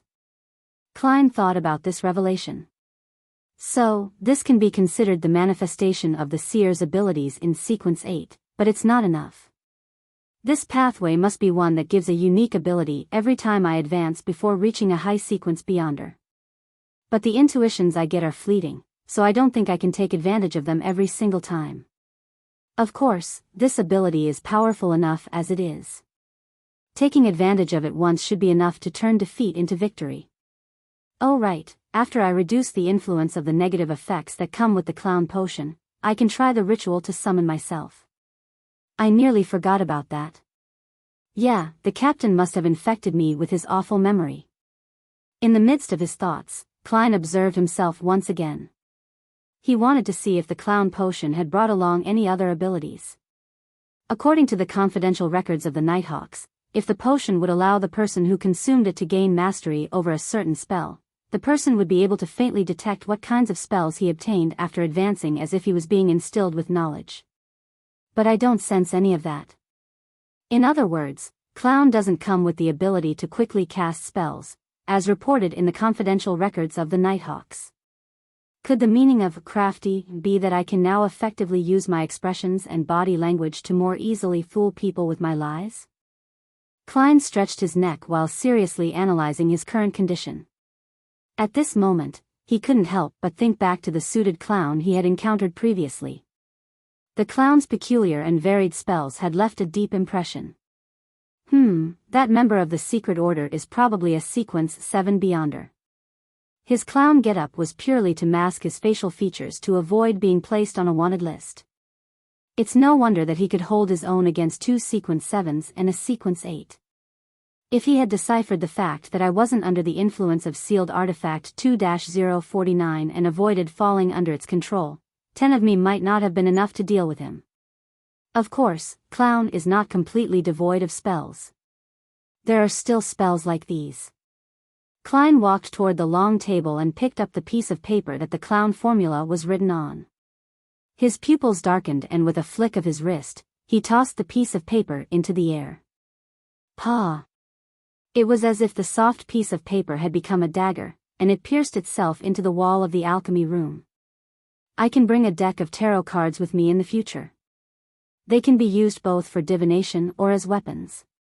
Klein collected himself and started to pack up the objects left behind from the potion's concoction. After dealing with this and burning the formula for the potion, Klein exhaled and left the alchemy room, closing the secret door behind him. For the time being, he didn't feel like trying to entertain others through ridiculous methods because of what happened to old Neil. He intended to lessen the influence of the potion through cogitation first. Phew, this is going to be a brand new experience again. No matter what happens, I'm no longer just a supporting member. Yes, ever since old Neil passed away, I'm the only one left in the Tinjin Nighthawks team that can provide support. The Holy Cathedral will most likely send a mystery prior or a seer to the team. Klein followed the wall lamps, walking down the dark corridor, and calmly made his way up the stairs leading to the Blackthorn Security Company. He then saw the sunlight in the Nighthawks recreation room. The sunlight shone in through the oriel window, sunlight which was pure and warm. Chapter 170, Copper Whistle. Klein turned towards the captain's office and saw that the door was wide open. Dunn Smith was leaning back in his chair, sniffing at his pipe. When Dunn swept his gray eyes at him, he changed his seating posture. You seem to be in good shape, nothing like someone who had just consumed a potion. This might be the advantage of fully digesting a potion before leveling up. Klein closed the door behind him and took a seat.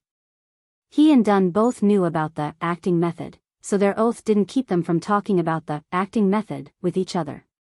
They could exchange their thoughts about it, but the two of them didn't bring it up with a tacit understanding. They fell silent at the same time after the exchange. Klein thought and asked, "Has His Grace left?" "Yes, as a high-ranking deacon, he has other matters to take care of." Dunn thought for a moment. "Oh, he took the pair of red eyeballs that remained after old Neil died." Klein was shocked and confused. "Why?" Dunn picked up his coffee and took a sip. He answered after a long silence, "We shouldn't lie to ourselves. A rampager is in fact already a monster, and as I told you before, monsters leave behind things that are rich with beyonder powers after they die. When these relics can't be controlled, they have to be sealed. Yes, that is one of the most common origins of sealed artifacts. According to the Nighthawk's internal rules, the items left behind by rampagers need to be stored elsewhere, so that they won't trigger their partners. A logical rule." Klein nodded heavily. Suddenly, he sharply noticed that the captain had missed out something. "So," he asked curiously, "what if the item left behind is controllable?"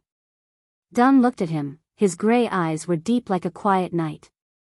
He sighed and said, "You wouldn't want to know the answer." Klein was taken aback before he suddenly realized a possibility. Normal monsters left behind beyonder ingredients which could be used to make potions. But what of a rampager who turned into a monster? If they left behind controllable items, would those things be used as beyonder ingredients? Upon realizing that, Klein suddenly felt a strong sense of disgust. He couldn't help but turn his head to Wretch. Even his sight suddenly grew blurry. This is such a terrifying theory. But it's an answer that's highly likely of being closer to the truth.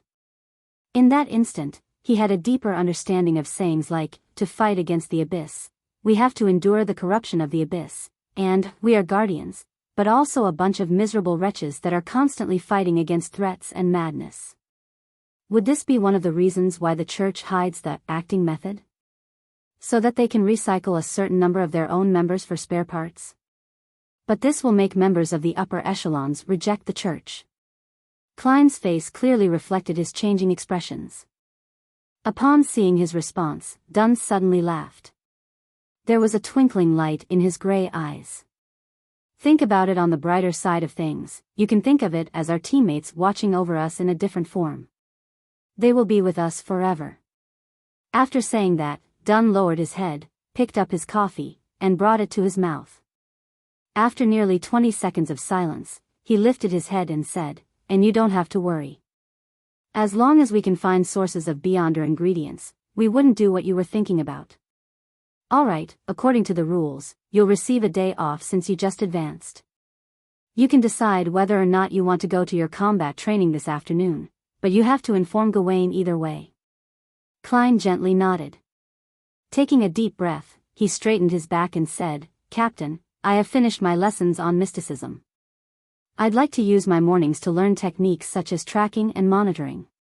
He paused and added with a serious expression, "I'd like to fulfill my full duty as a Nighthawk soon." Dunn gave him a piercing look and sighed.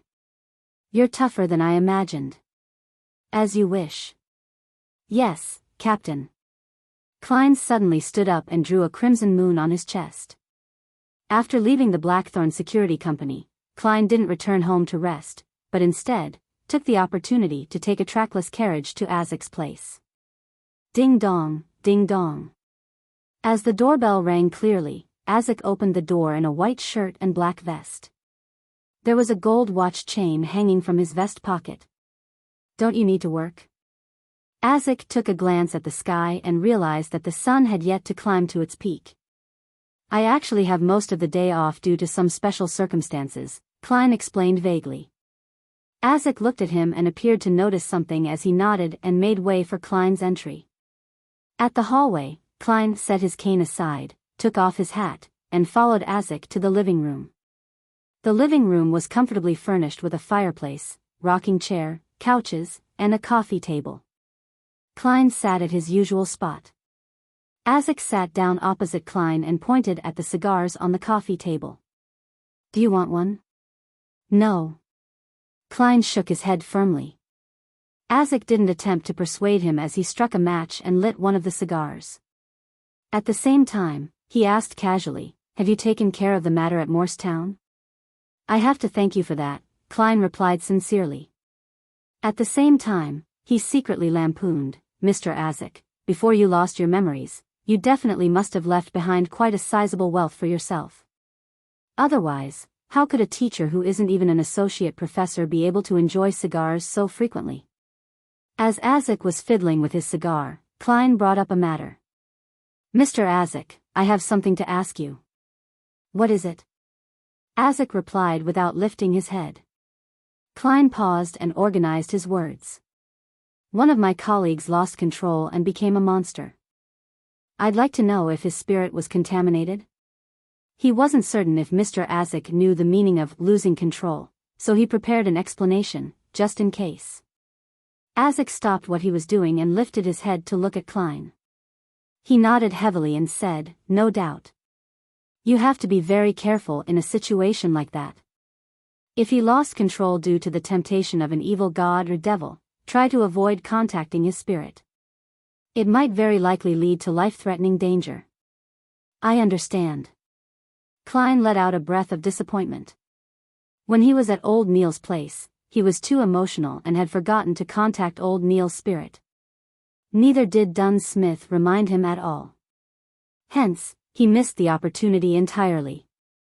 Now that I think of it, Captain didn't forget but intentionally avoided bringing it up. Klein was silent in thought.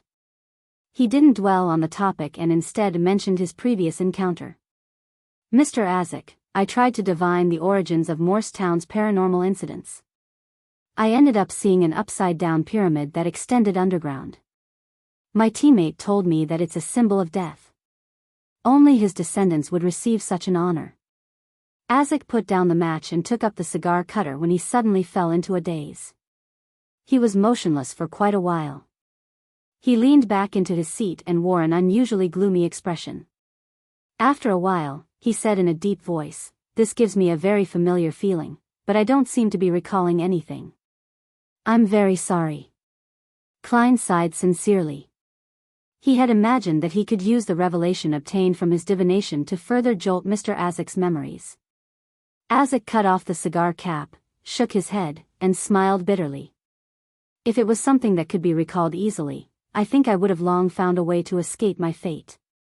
Of course, I have to thank you for your kindness. Thank you for remembering about me this entire time.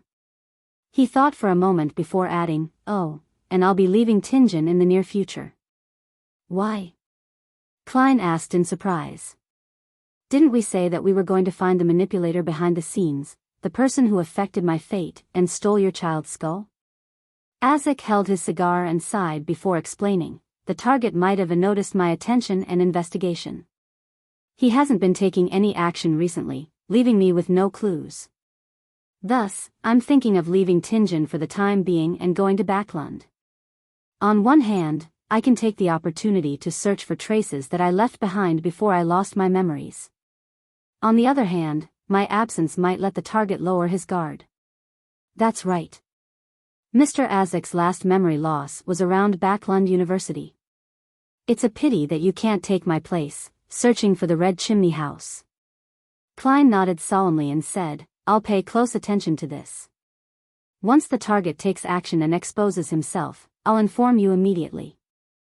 Mr. Azek, how will I inform you of things in a timely manner? Klein had the idea that if Azek was Death's descendant, or if he was linked to Death in a certain way, his powers would have been something similar to the Corpse Collector sequence. He definitely had a way to call something like Daly's messenger. In other words, this could confirm if Azek was actually related to Death or a descendant of Death. Azek took a puff of his cigar and thought for nearly 20 seconds. He took out an ornament from his left sleeve. It was an intricate but old copper whistle. There were many unique patterns that filled it with a mysterious aura. This is something that I had with me when I woke up in Backlund. When you blow it, you'll summon a messenger that belongs to me. Azek held the copper whistle as he explained in detail. After so many years, this copper whistle can still be used? This should be a magical item, right? Klein was surprised and delighted that he had indirectly proved that Mr. Azek was related to death.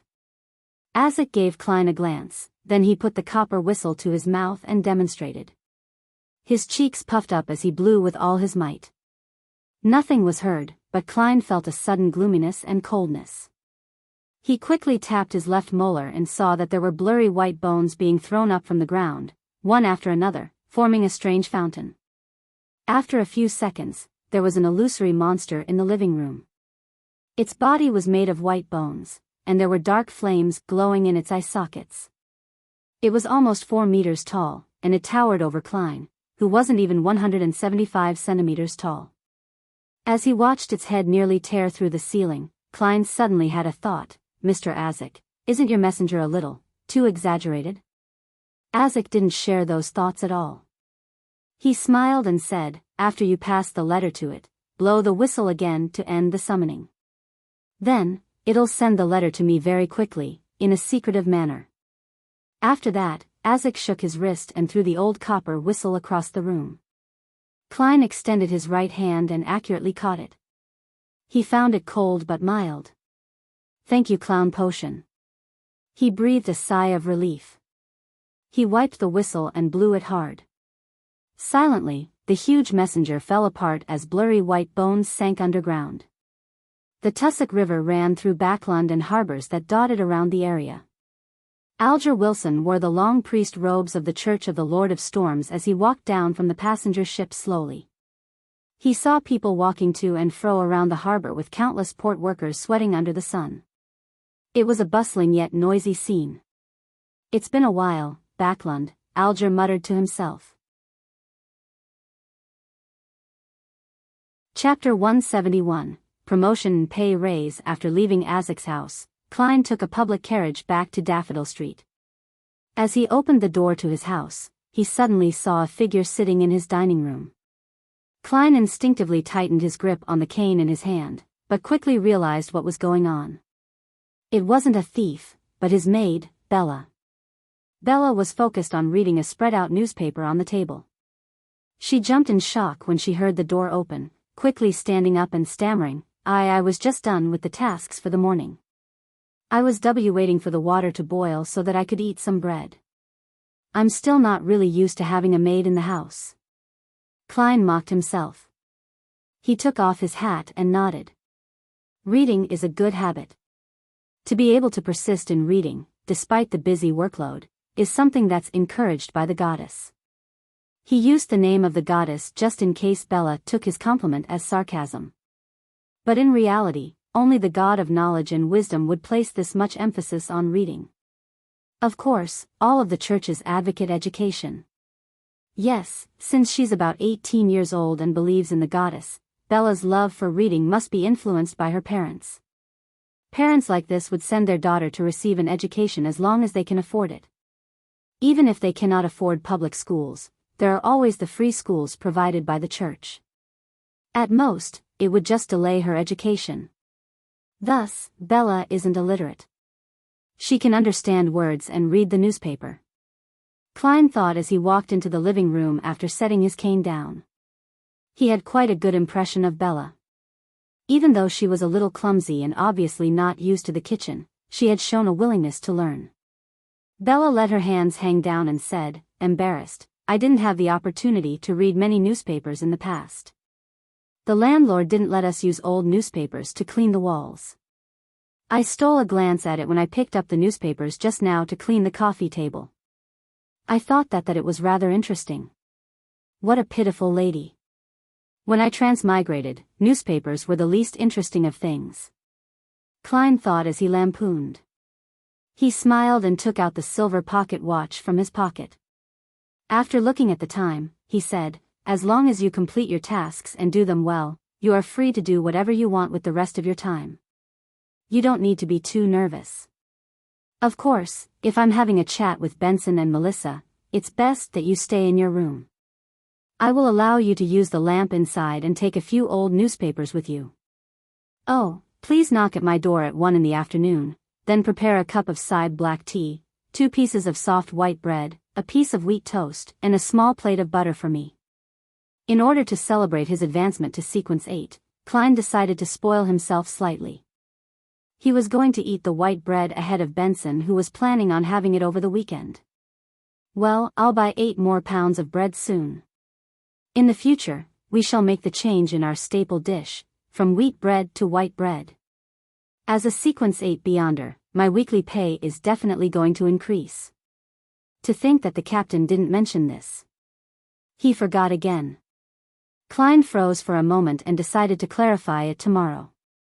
All right, Bella replied in surprise and joy. Following that, she asked with a little uncertainty, Mr. Klein, do you mean the side black tea used to entertain guests? She called him by his first name, as Moretti could be used to refer to anyone in the family. Yes, that shall be my usual tea in the future.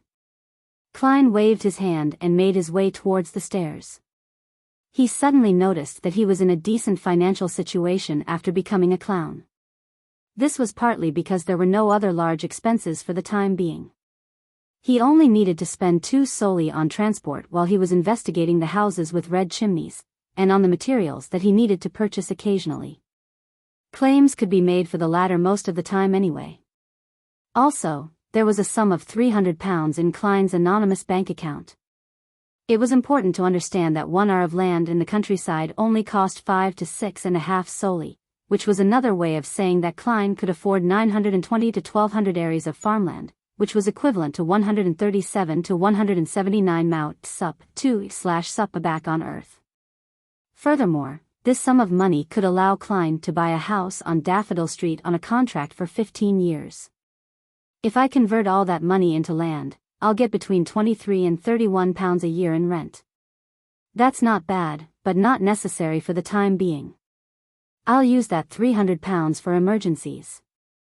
I'll have to find an opportunity to tell Benson and Melissa about my true weekly salary. Klein thought as he entered his room. After locking the door to his room, Klein sat on the edge of his bed and started his cogitation. He wanted to use this method to slowly control the powers seeping out of his potion. He was very careful and very cautious. He had thought of the term losing control very lightly until he saw the mandated Punisher who had lost control. Of course, he didn't know that mandated Punisher personally. He also didn't know what had happened to him. He subconsciously thought of him as an anomaly, a rare case. It was just like how an average person would make comments about a murder they saw on the news before forgetting about it entirely. But what happened to old Neil shook Klein greatly. It made him realize very clearly that losing control was always a possibility, always around him. Loss of control might descend upon him in ways he had never thought about. That sure was a bloody lesson. Klein ended his cogitation and muttered to himself as he opened his eyes. He had dreamed of that scene many times in the past few days, jolting awake in the process and finding himself drenched in cold sweat. He wasn't only grieving old Neil's death, but also worried about his future. If he didn't have cogitation to help him sleep, he believed that there would be many sleepless nights in his future. Other than digesting the potion, I also have to try my best to control my emotions and desires. I have to keep them within reasonable levels and not be consumed by them. Klein exhaled and laid down, quickly falling asleep. On the day that old Neil passed away, Dunn's actions and words had touched him greatly. It made him critically assess the responsibilities of a Nighthawk for the first time. It made him want to take up his responsibilities and help his captain and teammates. Thus, he didn't intend to waste his afternoon.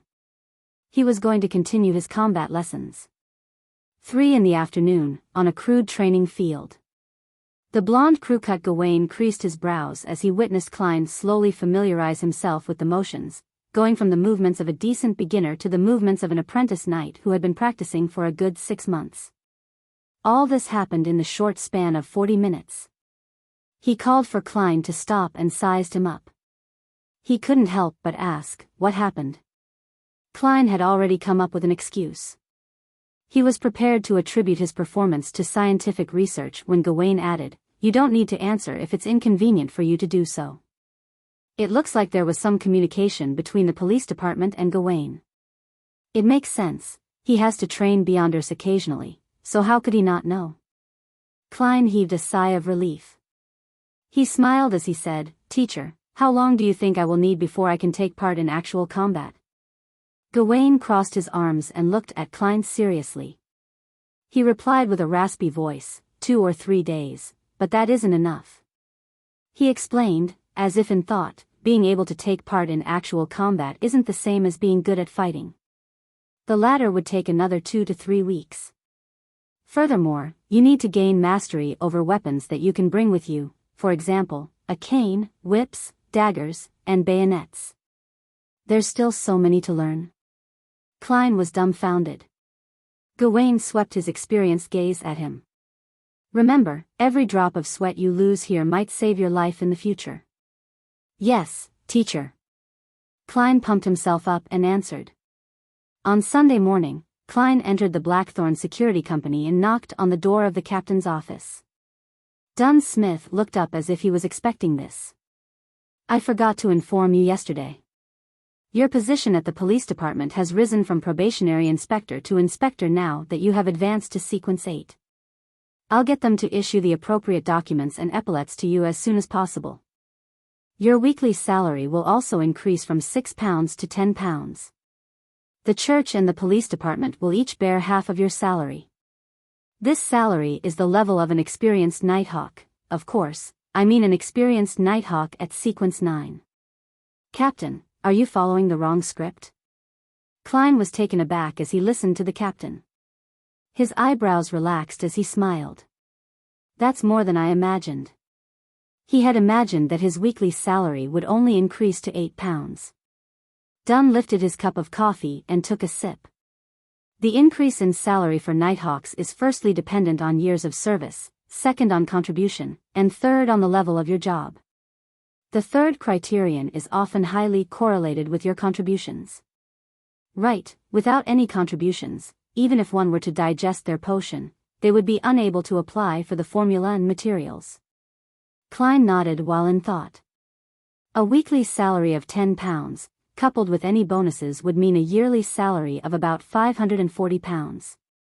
Since he didn't need to pay any taxes, this salary was fairly high in the middle income bracket, just lower than desirable occupations such as esteemed lawyers, famous architects, experienced surgeons, and government workers. Even the vice president of the Lone Kingdom's treasury only makes £700 a year before tax. That's at most £640 after tax, probably lower. According to the newspapers, a decent house in Backland and Hillston only costs about £2,500. With Benson, Melissa, and my current expenditure, we could buy one in 7 or 8 years.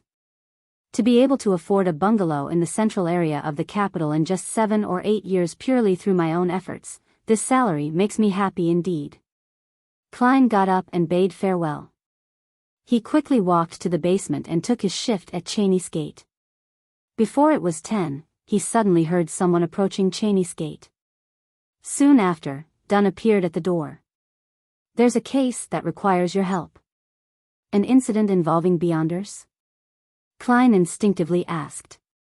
"No, a parliamentary representative of this city, Mr. Maynard, was found dead in his house. The Tingen Police Department is under huge pressure and wants us to use a mediumship ritual to help them pinpoint the murderer.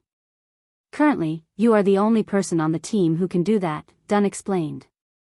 Then he added, "The Holy Cathedral will send over a mystery prior to our team next week. Actually, it should have been done a long time ago, but you happened to join and chose to be a seer." Chapter 172, Autopsy. How long has the Member of Parliament been dead for? Klein asked straightforwardly as he packed up his things. If it was more than 15 minutes, the information that he could obtain would decline considerably. If it was more than an hour, there would be very little left to find. If it was more than a month, contact with the spirit of the dead would most likely fail. Regrettably, the initial autopsy report shows that Mr. Maynard died between 9 and 11 last night. Dunn shook his head and said, "You only need to provide assistance and not consider if you can be of use." "All right. Klein took his coat and walked out of the duty room with his hat and cane in hand. Dunn Smith took his place at the Cheney's Gate guardroom. Theoretically, as a Beyonder, as long as one's spirituality was enhanced, things like spirit vision, divination, and ritualistic magic could be learned. Especially for Beyonders from the Sleepless sequence who were known for their high spirituality. But in actual fact, the differences between the various sequences was vastly obvious. Dunn Smith and Leonard Mitchell had learned spirit vision, but they could only see faint white or light blue in the auras of others. They were unable to precisely differentiate the status of different body parts. Of course, they could definitely see spiritual things with spirit vision, but doing so wasn't as effective as using their spiritual perception. That also led to a problem in which Beyonders at the Sleepless, Midnight Poet, and Nightmare sequences didn't enjoy activating their spirit vision. Similarly, if they were willing to, they could also learn spirit pendulums, dowsing, dream divination, and so on. But their rate of success wasn't something worth noting. It was the same situation with ritualistic magic as well. When the two of them walked past one another, Dunn suddenly said, "I forgot to tell you that Inspector Tolley is in charge of the case. He's waiting for you at the reception hall in the security company. Remember to change into your new uniform and grab your new documents." Klein wasn't surprised and replied with a smile, "New uniform, new documents. The Tianjin Police Department sure is efficient." He had just advanced to Sequence 8 the day before. "It's because this case is very important, so," Dunn spread his hands and took up Klein's previous spot. Klein walked upstairs, but he wasn't in a hurry to go to the reception hall. He entered the Nighthawk's break room and entered the attached bathroom to relieve himself. There was only a toilet bowl, a water bottle, and a bucket in the duty room. Then, he changed into his police uniform that revealed his promotion to 2 silver stars and put on his peak cap with the 2 crossed swords and a crown. After transferring his flaring sun charm, Azek's copper whistle, his ritual ingredients, and other items, Klein smoothed out his uniform, took his cane, and exited the break room. He passed through the partition and saw Inspector Tolley seated in the sofa area. It had been a while since they last met. The tall police officer seemed to have gained some weight, and his stomach was even more outstanding. With his thick mustache and hair, he looked like a brown bear that had just escaped from a circus. "I'm glad to work with you again." When Tolley saw that it was a Nighthawk that he knew, he let out a breath of relief. He stood up and extended his bare paw. "No, palm." Klein corrected himself and shook the other person's hand as a polite gesture. "Me too." Tolley stole a glance at Klein's 2 shimmering silver stars shoulder strap and said with envy, "We're at the same rank now, and it hasn't even been a month." At first, Klein wanted to reply solemnly that, "The danger that we encountered is 10 times worse than yours," but he remembered his identity then, Sequence 8 Clown. "Maybe I can give it a try." Using his spirituality, he looked at the reflection of his facial expression. He lifted the corner of his lips and replied with a smile, "Maybe in another few months, you'll have to call me, sir." "You sure are humorous." Tolley chuckled and pointed at the door. "Shall we head out?" "All right." Klein hadn't given up his cane. Now that he had become a clown, the cane was truly a viable weapon.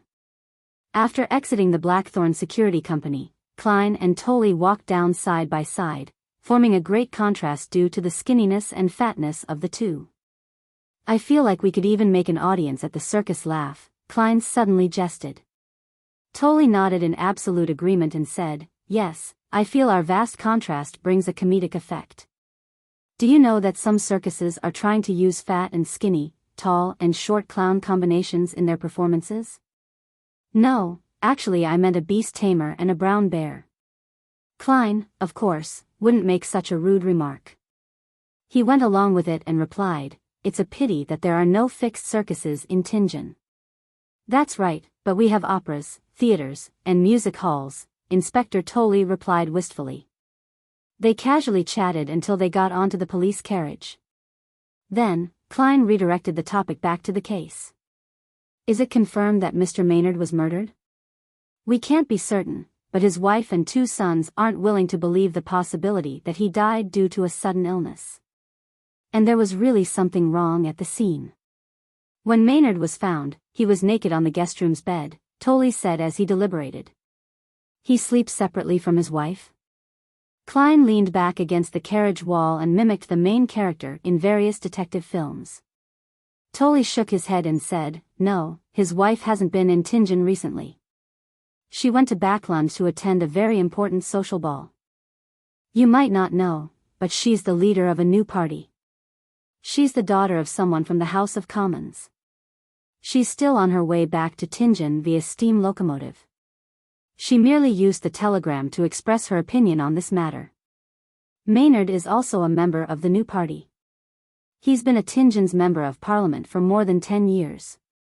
He intended to run for mayor in next year's election. In other words, his death might be related to this? Klein asked casually and immediately laughed. I'm sorry, I'm only supposed to be helping with the autopsy. The rest of the matter is not within my area of concern. You don't have to answer.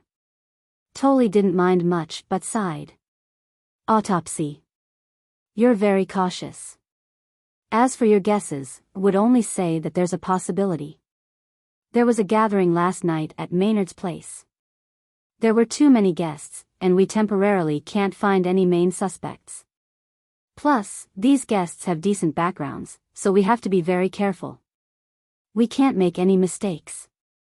I understand. Klein nodded faintly and asked about the details of the scene. Maynard's house was a bungalow located in the Golden Indus borough. It was surrounded by gardens and fields. There was a stable, a fountain, and a broad pathway built from cement. Klein put on his peak hat with its police badge and followed behind Inspector Tolley. They passed through the police streamer and entered the double-story house under the gaze of every policeman present. In the living room, there were 2 male and 4 female probationary inspectors who were talking to people individually to gather statements. Klein looked around and saw many gentlemen in tuxedos and a few ladies in glamorous dresses and checkered gauze hats. They're the guests who spent the night here, Tolley explained and led Klein up the stairs to the 2nd floor directly. Along the way, when the police constables who were searching through the rooms saw the 2, they revealed a look of respect without stopping them. Perhaps it was the effect of the inspector epaulets. This is the guest room where Maynard's corpse was discovered. The brawny Tolley stopped by the crimson wooden door. Klein thought and asked, which guest was assigned to this guest room? Nobody. There are too many guest rooms in the house, so it wasn't used. Tolley put on his white gloves and turned the knob of the crimson wooden door. He made the constable who was keeping watch leave temporarily. Then, he nodded at Klein and said, Inspector Moretti, I'll leave the rest to you. May the goddess bless us, and I hope that we find something.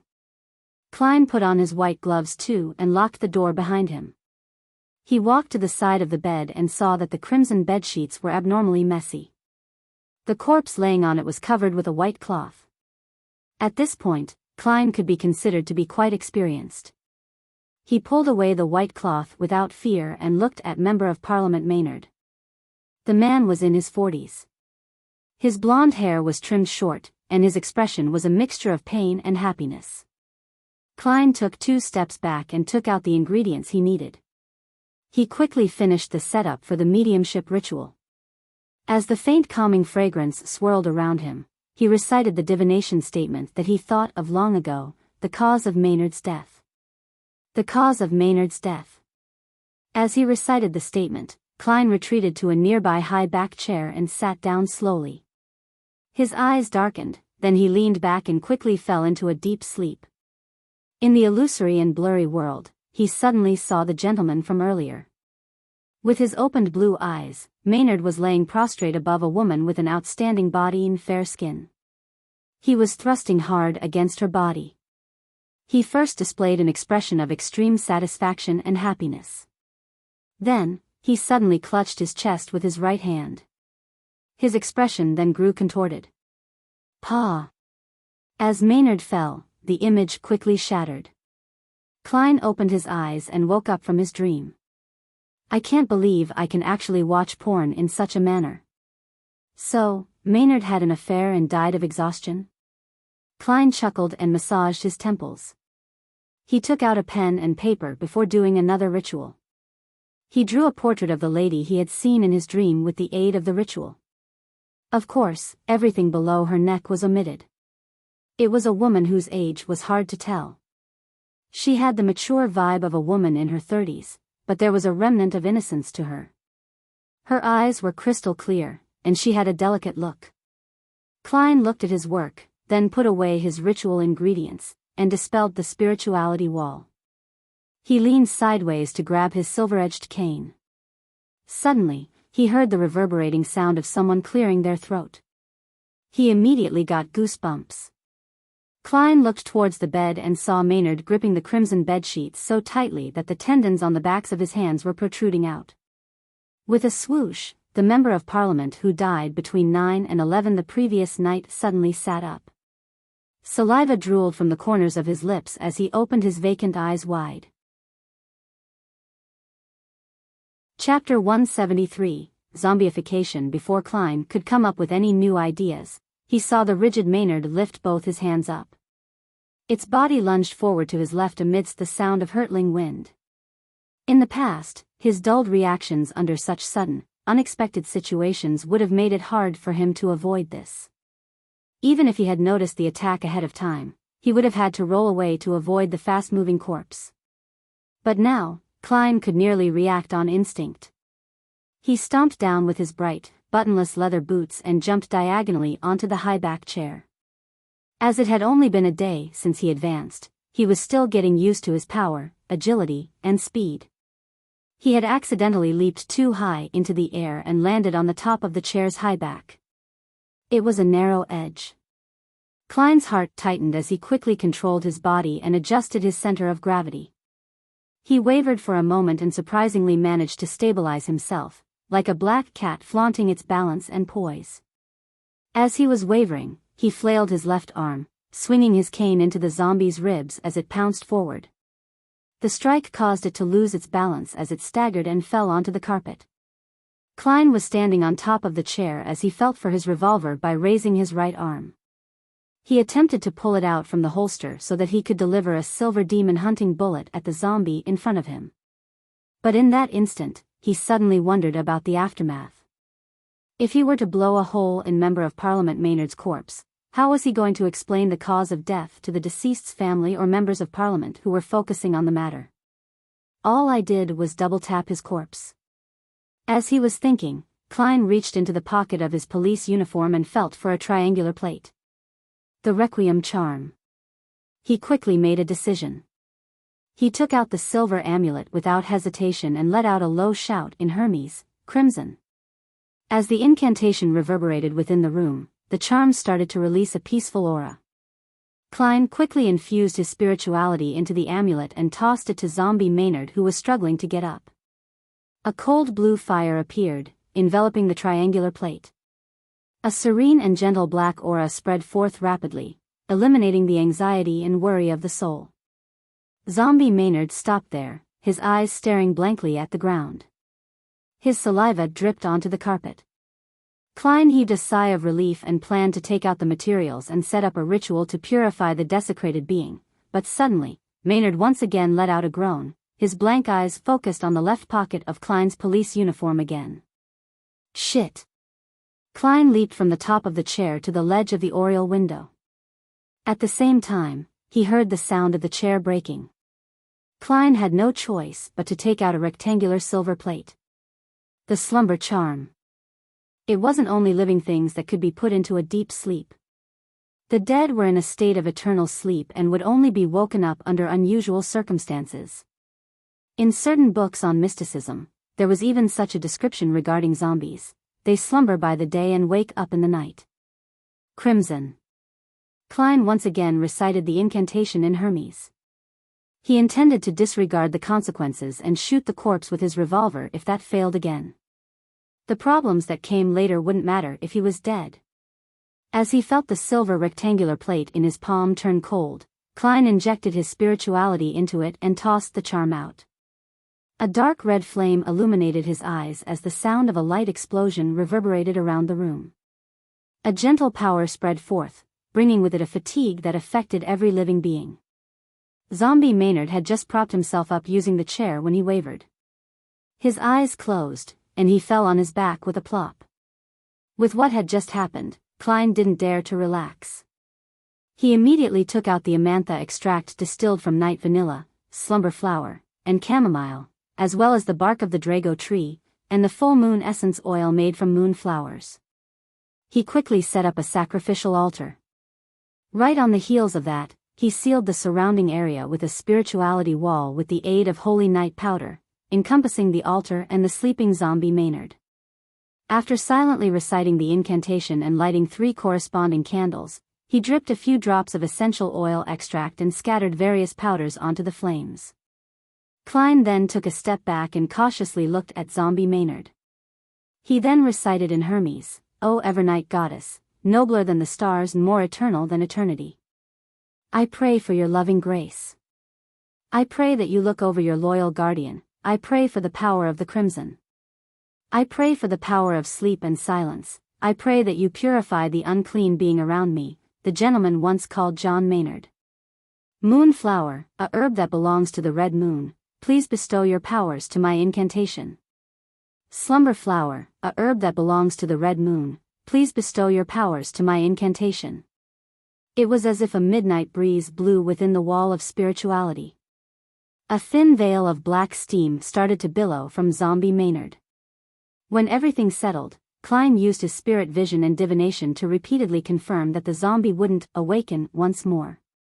After seeing the results, his worries eased. He ended the ritual and dispelled the wall of spirituality. Why would he suddenly come back to life? Klein stood in front of Maynard, who was on the carpet. He knitted his brows as he looked down at the corpse. To a beyonder with high spiritual sensitivity, there were obvious signs to note if a corpse would come back to life or not, much less Klein, who was a seer. He often had a premonition of similar matters, but what had happened just now completely took him by surprise. Unless there is a more mysterious influence at play. Just like what happened with the suited clown. Klein recalled the scene in his head and faintly sensed the problem. Zombie Maynard had been trying to attack the left pocket of his police uniform. Left pocket? Klein transferred his black cane to his right palm, then reached for the pocket with his left hand. He took out the ancient copper whistle that was inside. It was a copper whistle carved with many mysterious patterns. It was the copper whistle used to summon Azek's messenger. This copper whistle zombified Maynard? That's quite plausible. Even if Mr. Azek isn't a descendant of death, he definitely has a certain connection with death. It's logical that the objects that he carries with him would produce such an effect. Klein nodded in thought. He took out a copper penny and did a quick divination about his conclusion. As he was at the scene of the incident, holding the relevant objects, and had ample information, he quickly got a result. He saw the copper penny fall into his palm, portrait facing up. This means yes. To think that Mr. Azek didn't remind me to be cautious that these things could happen. Well, he's an amnesiac, so it's not uncommon to forget this. Besides, the copper whistle might not have had negative effects when it was on him. There's a high possibility that it was suppressed. I shouldn't take this copper whistle with me when I'm at cemeteries or ancient castles, places that are prone to hauntings. Otherwise, I'll just be finding trouble for myself and crazily court death. Klein silently made a mental note. He then carried the naked Maynard back onto the bed without much effort. Looking at the obvious mark on the corpse left behind by the stroke of the cane, Klein sighed. He covered the corpse with the piece of white cloth and pretended not to notice. I'll leave this problem to the police department to vex over it. Oh, and the 2 charms I used just now can be considered mission-related expenses, so I can get compensated. He thought as he packed up. He then took the portrait and unlocked the door. The door opened with a creak and Klein saw Inspector Tolley, who had been guarding outside, not allowing anyone to come near. What happened just now? Tolley asked in doubt and worry. He could faintly hear the action going on in the room. Klein smiled and deliberately said with a little exaggeration, Member of Parliament Maynard came back to life and tried to give me a passionate hug. Don't joke like that. Tolly looked into the room in exasperation. Why so serious? Klein said, throwing up his hands. Due to an unconfirmed reason, Member of Parliament Maynard became a zombie. Well, the kind of things that would happen in ghost stories. Fortunately, I hadn't left yet, so I used ritualistic magic to purify the desecration, allowing him to return to his eternal slumber. Is this related to his cause of death? Tolly asked, his expression stern. I cannot give you an answer to that. I don't even know what the problem is. You should know that in our field, unexplainable things are a common occurrence, Klein said. He then looked at the portrait in his hand. When I was doing the mediumship ritual, I saw the scene of Maynard's death. He was engaging in some activities that should only be done between a husband and wife with this woman. And at the climax of his joy, he clutched his chest where the heart is. You mean that is the cause of his death? Tolly gave him a nudge and wink look. In theory, yes, but you should wait for the autopsy. Klein handed the portrait over to Inspector Tolly. Tolly had only glanced at it when he exclaimed, Madam Sharon. Klein looked at him, lost. Is she very famous? Yeah, judging from her looks and figure, she should be famous. He lampooned in his heart. Tolly looked around and introduced her in a somewhat excited manner. Madam Sharon is the prettiest widow in Tingen City. She's the most sought-after lady in social settings. She was the second wife of Baron Coe, but unfortunately became widowed. She is welcomed by many amongst the nouveau riche merchants and aristocrats, someone who can be invited to banquets by both the Conservative Party and the New Party. It's rumored that she and her stepson, the current Baron Coe, are on friendly terms with many nobles and senior civil servants in Backlund. She's a powerful lady. To think that she and Member of Parliament Maynard had such a relationship. Simply put, she's an exceptional socialite. Klein secretly concluded. He turned around and pointed into the room. The next part is not included in my job description. How you interrogate Madam Sharon is none of my business. Also, I hit Member of Parliament Maynard with a cane before the purification. You'll have to deal with it and think of an explanation. Chapter 174, Madam Sharon, what? The bear-like Tolly jumped in shock and looked at Klein before looking into the room. With agility that wasn't suited to his body, he dashed in. He pulled back the white cloth that covered the corpse and after examining the body carefully, he heaved a breath of relief. It's better than I imagined. It's not that serious a problem. Maybe I should have drawn my revolver and shot Maynard 5 times with demon-hunting bullets. Let's see if you find that serious or not. Klein lampooned inwardly and pointed outside the door. That's all that you need me for, right? No. Tolly shouted. Wait a moment. Klein asked, puzzled, why? Tolly explained seriously, we have to prevent any accidents from happening. After we talk to Madam Sharon and get her testimony, I'll send you back to Zitland Street. If Maynard can resurrect after being dead for 10 hours, what else couldn't happen? What would I do if you leave? Tolly added in his head. All right. Klein massaged his temple and said, find a quiet room for me to rest in then. He wasn't feeling his best in every aspect as he had just advanced a day ago. Having just performed multiple ritual ceremonies, used 2 charms, and suffered a non-trivial scare, he needed to enter cogitation to eliminate any problems. Klein was now extremely cautious about losing control. Tolly covered the dead body with the white cloth again. He obviously relaxed and replied, no problem. He brought Klein to a guest room that was closer to the sunlit side of the house. He pointed and said, Inspector Moretti, don't worry. No one will disturb you. I'll be paying Madame Sharon a visit first. Klein nodded slightly and watched him walk away. Then, he closed the door and drew the curtains. In the dim and silent bedroom, he slowly walked over to the rocking chair and sat down comfortably.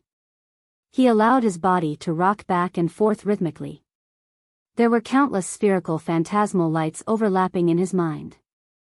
The buzzing sounds in Klein's ears and the throbbing ache in his head slowly vanished, bit by bit. When his situation stabilized, he opened his eyes and looked into the darkness. He outlined a bed, cupboard, and other furniture. Then, he calmly thought about his earlier attempts. There isn't much feedback from a few exaggerated jokes. Maybe I have yet to control the powers of the clown potion, as there are still remnant negative effects. Of course, I can't eliminate the possibility that such acting has little effect. Personally, I'm not quite willing to play the role of a clown. But since I picked the sequence pathway, I can only bite the bullet and continue. Actually, everyone has to act like a clown at one point or another in their lives. I don't have to be so uncomfortable with the idea. I have to quickly understand a clown's core elements. As various thoughts churned in his mind, Klein suddenly took out a brass halfpence. Mostly out of habit, he divined if Maynard's death was due to supernatural influences. Maybe it's an occupational hazard. Klein shook his head and laughed. His eyes grew dark as he recited repeatedly, John Maynard's death was due to supernatural influences. Ding! He flipped the coin as he slouched into the rocking chair. He watched its brass luster twinkle as it rotated in the air. Pack! The coin fell right into Klein's open palm, revealing the number 1/2 facing up. A negative answer. In other words, there weren't any supernatural influences involved in John Maynard's death. I guess that man died of orgasmic pleasure. The deceased shouldn't be laughed at, so I won't be using an insipid Chinese phrase to mock him. Klein put away his coin and allowed his thoughts to wander before he nearly fell asleep. Knock. Knock. Knock. Under the slow and rhythmic knocking, Klein tidied his clothing, put on his policeman's peak cap, and walked to the door. Just as his right palm touched the knob, a scene appeared in his mind. The bear-like Inspector Tolley was standing outside the door and pulling his collar. His expression looked disturbed and helpless. Klein turned the knob and opened the door leisurely. Inspector Tolley appeared before him as he pulled at his collar. Sorry for making you wait so long. We've already found Madame Sharon and obtained her statement. You can return to Zutland Street. I'm really sorry for taking up your precious time. Klein didn't ask the reason for his current emotions, but he smiled and said, Madame Sharon admitted that she was with Maynard last night? Yes. She said that under the influence of alcohol, she and Maynard didn't manage to control themselves. When she found out that he died of a heart attack, she was very afraid, so she fled the room after she tidied herself up. She then hid in her own guest room. We don't have enough reason to raise charges against her right now, so we had to let her go while restricting some of her freedom. We'll have to wait for the autopsy, Inspector Tolley explained in detail.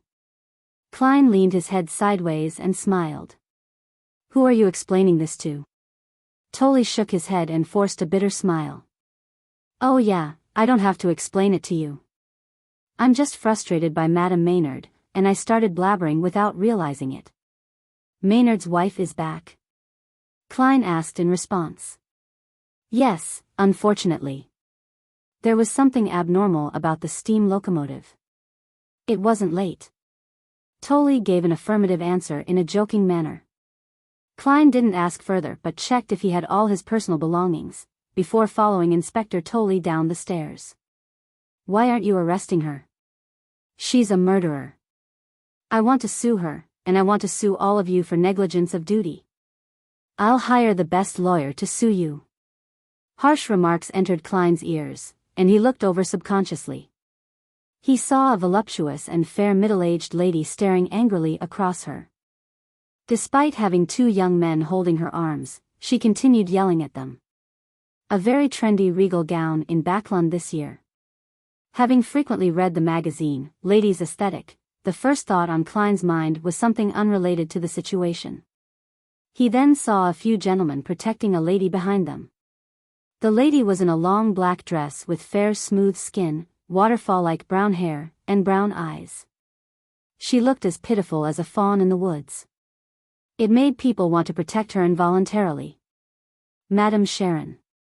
Klein suddenly thought of the porno she had starred in. He quickly lifted his right hand, covered his mouth, and coughed twice. Out of habit, he tapped his left molars twice and observed the people present with spirit vision. There's some sort of problem with Mrs. Maynard's body. The colors of her aura are thinner. From the colors of her emotions, she's definitely feeling anger and hatred, which is consistent with her outward appearance. Huh. The color of Madame Sharon's emotions are shaded in blue, which represents rational thinking and calmness. This is totally contrary to her appearance of panic and nervousness. As expected, a socialite ain't no innocent bunny. Her body is very healthy. After examining her, Klein was about to retract his gaze when he suddenly saw Madame Sharon lift her head and steal a glance in his direction. Then, she lowered her head again and put on a trembling, trepid look. If I couldn't see your emotion colors directly, I might have been fooled by your act. You should consider working as an actress. Klein lampooned. He didn't stay any longer and left Maynard's house with Inspector Tolley. They took the carriage arranged by the police station and returned to Zutland Street. After taking over the shift from the captain, he continued to stay on duty at Cheney's Gate. He took the opportunity to write a claims application. After an uneventful night, Klein returned upstairs and received the breakfast that he had requested Roseanne to buy for him. I love this pastry, he complimented. He had already passed her the money for breakfast ahead of time. Really? I can try it tomorrow then. Roseanne replied happily. The corner of Klein's lip twitched as he focused on his battle with the milk and pastry. At 8:25, he yawned and fought back the urge to fall asleep. He arrived at the nearby shooting club. He had made an appointment with the asylum doctor, Daxter Guderian, a few days back. Bang! Bang! Bang! In the small shooting range, Klein and Daxter aimed at their own targets and finished their cylinder of bullets. Clink. Clank. Daxter flipped and released the empty shells and examined Klein in interest. You're much more confident than before. Of course, I advanced to sequence 8. I now possess actual combat ability. Klein reflected on his own facial expression and body movements in his head and deliberately acted arrogantly. Because I only used about a month's time to master the power of my potion completely. Daxter pouted slightly and said, although that is something to be proud of, there's no need to say it all the time. Hey, as a spectator, you didn't see through my performance. From the looks of it, a clown has the power to suppress a spectator's ability. Klein smiled at his discovery and asked, how's Hood Eugen recently? He's gone insane for real. Daxter paused and continued, I probed him with various methods. He really has gone insane. I'm considering whether to begin medicating him, to see if I can treat him. As a Sequence 7 psychiatrist, he actually pretended to be a mental patient. Even though he was giving treatments to other patients, it doesn't align with the core element of the potion's name. That was an incorrect way of using the acting method. It's no wonder that he went insane. Klein thought and said, before he went insane, did you find out who got in contact with him? Besides the doctors, patients, nurses, and odd job workers in the asylum, there were no outsiders that had contact with him, Daxter confidently replied. Klein briefly acknowledged that as he said, how about even earlier? Is there anyone that visited him, or did he leave the asylum regularly for a period of time? In order to follow through with his initial promise, Klein never asked anything about Hood Eugen in his first few meetings. Daxter fell into deep thought. It took him some time before he said, besides the members of the psychology alchemists, there weren't any more than 5 people that visited him. One of them came thrice. His name was L. Without Klein asking, he continued, but I heard from Hood Eugen that L was a pseudonym. His real name was Lenivis. You're tuning into the Biyao's Wuxia Chronicles YouTube channel. Don't forget to subscribe and join us on this journey to catch the most captivating stories.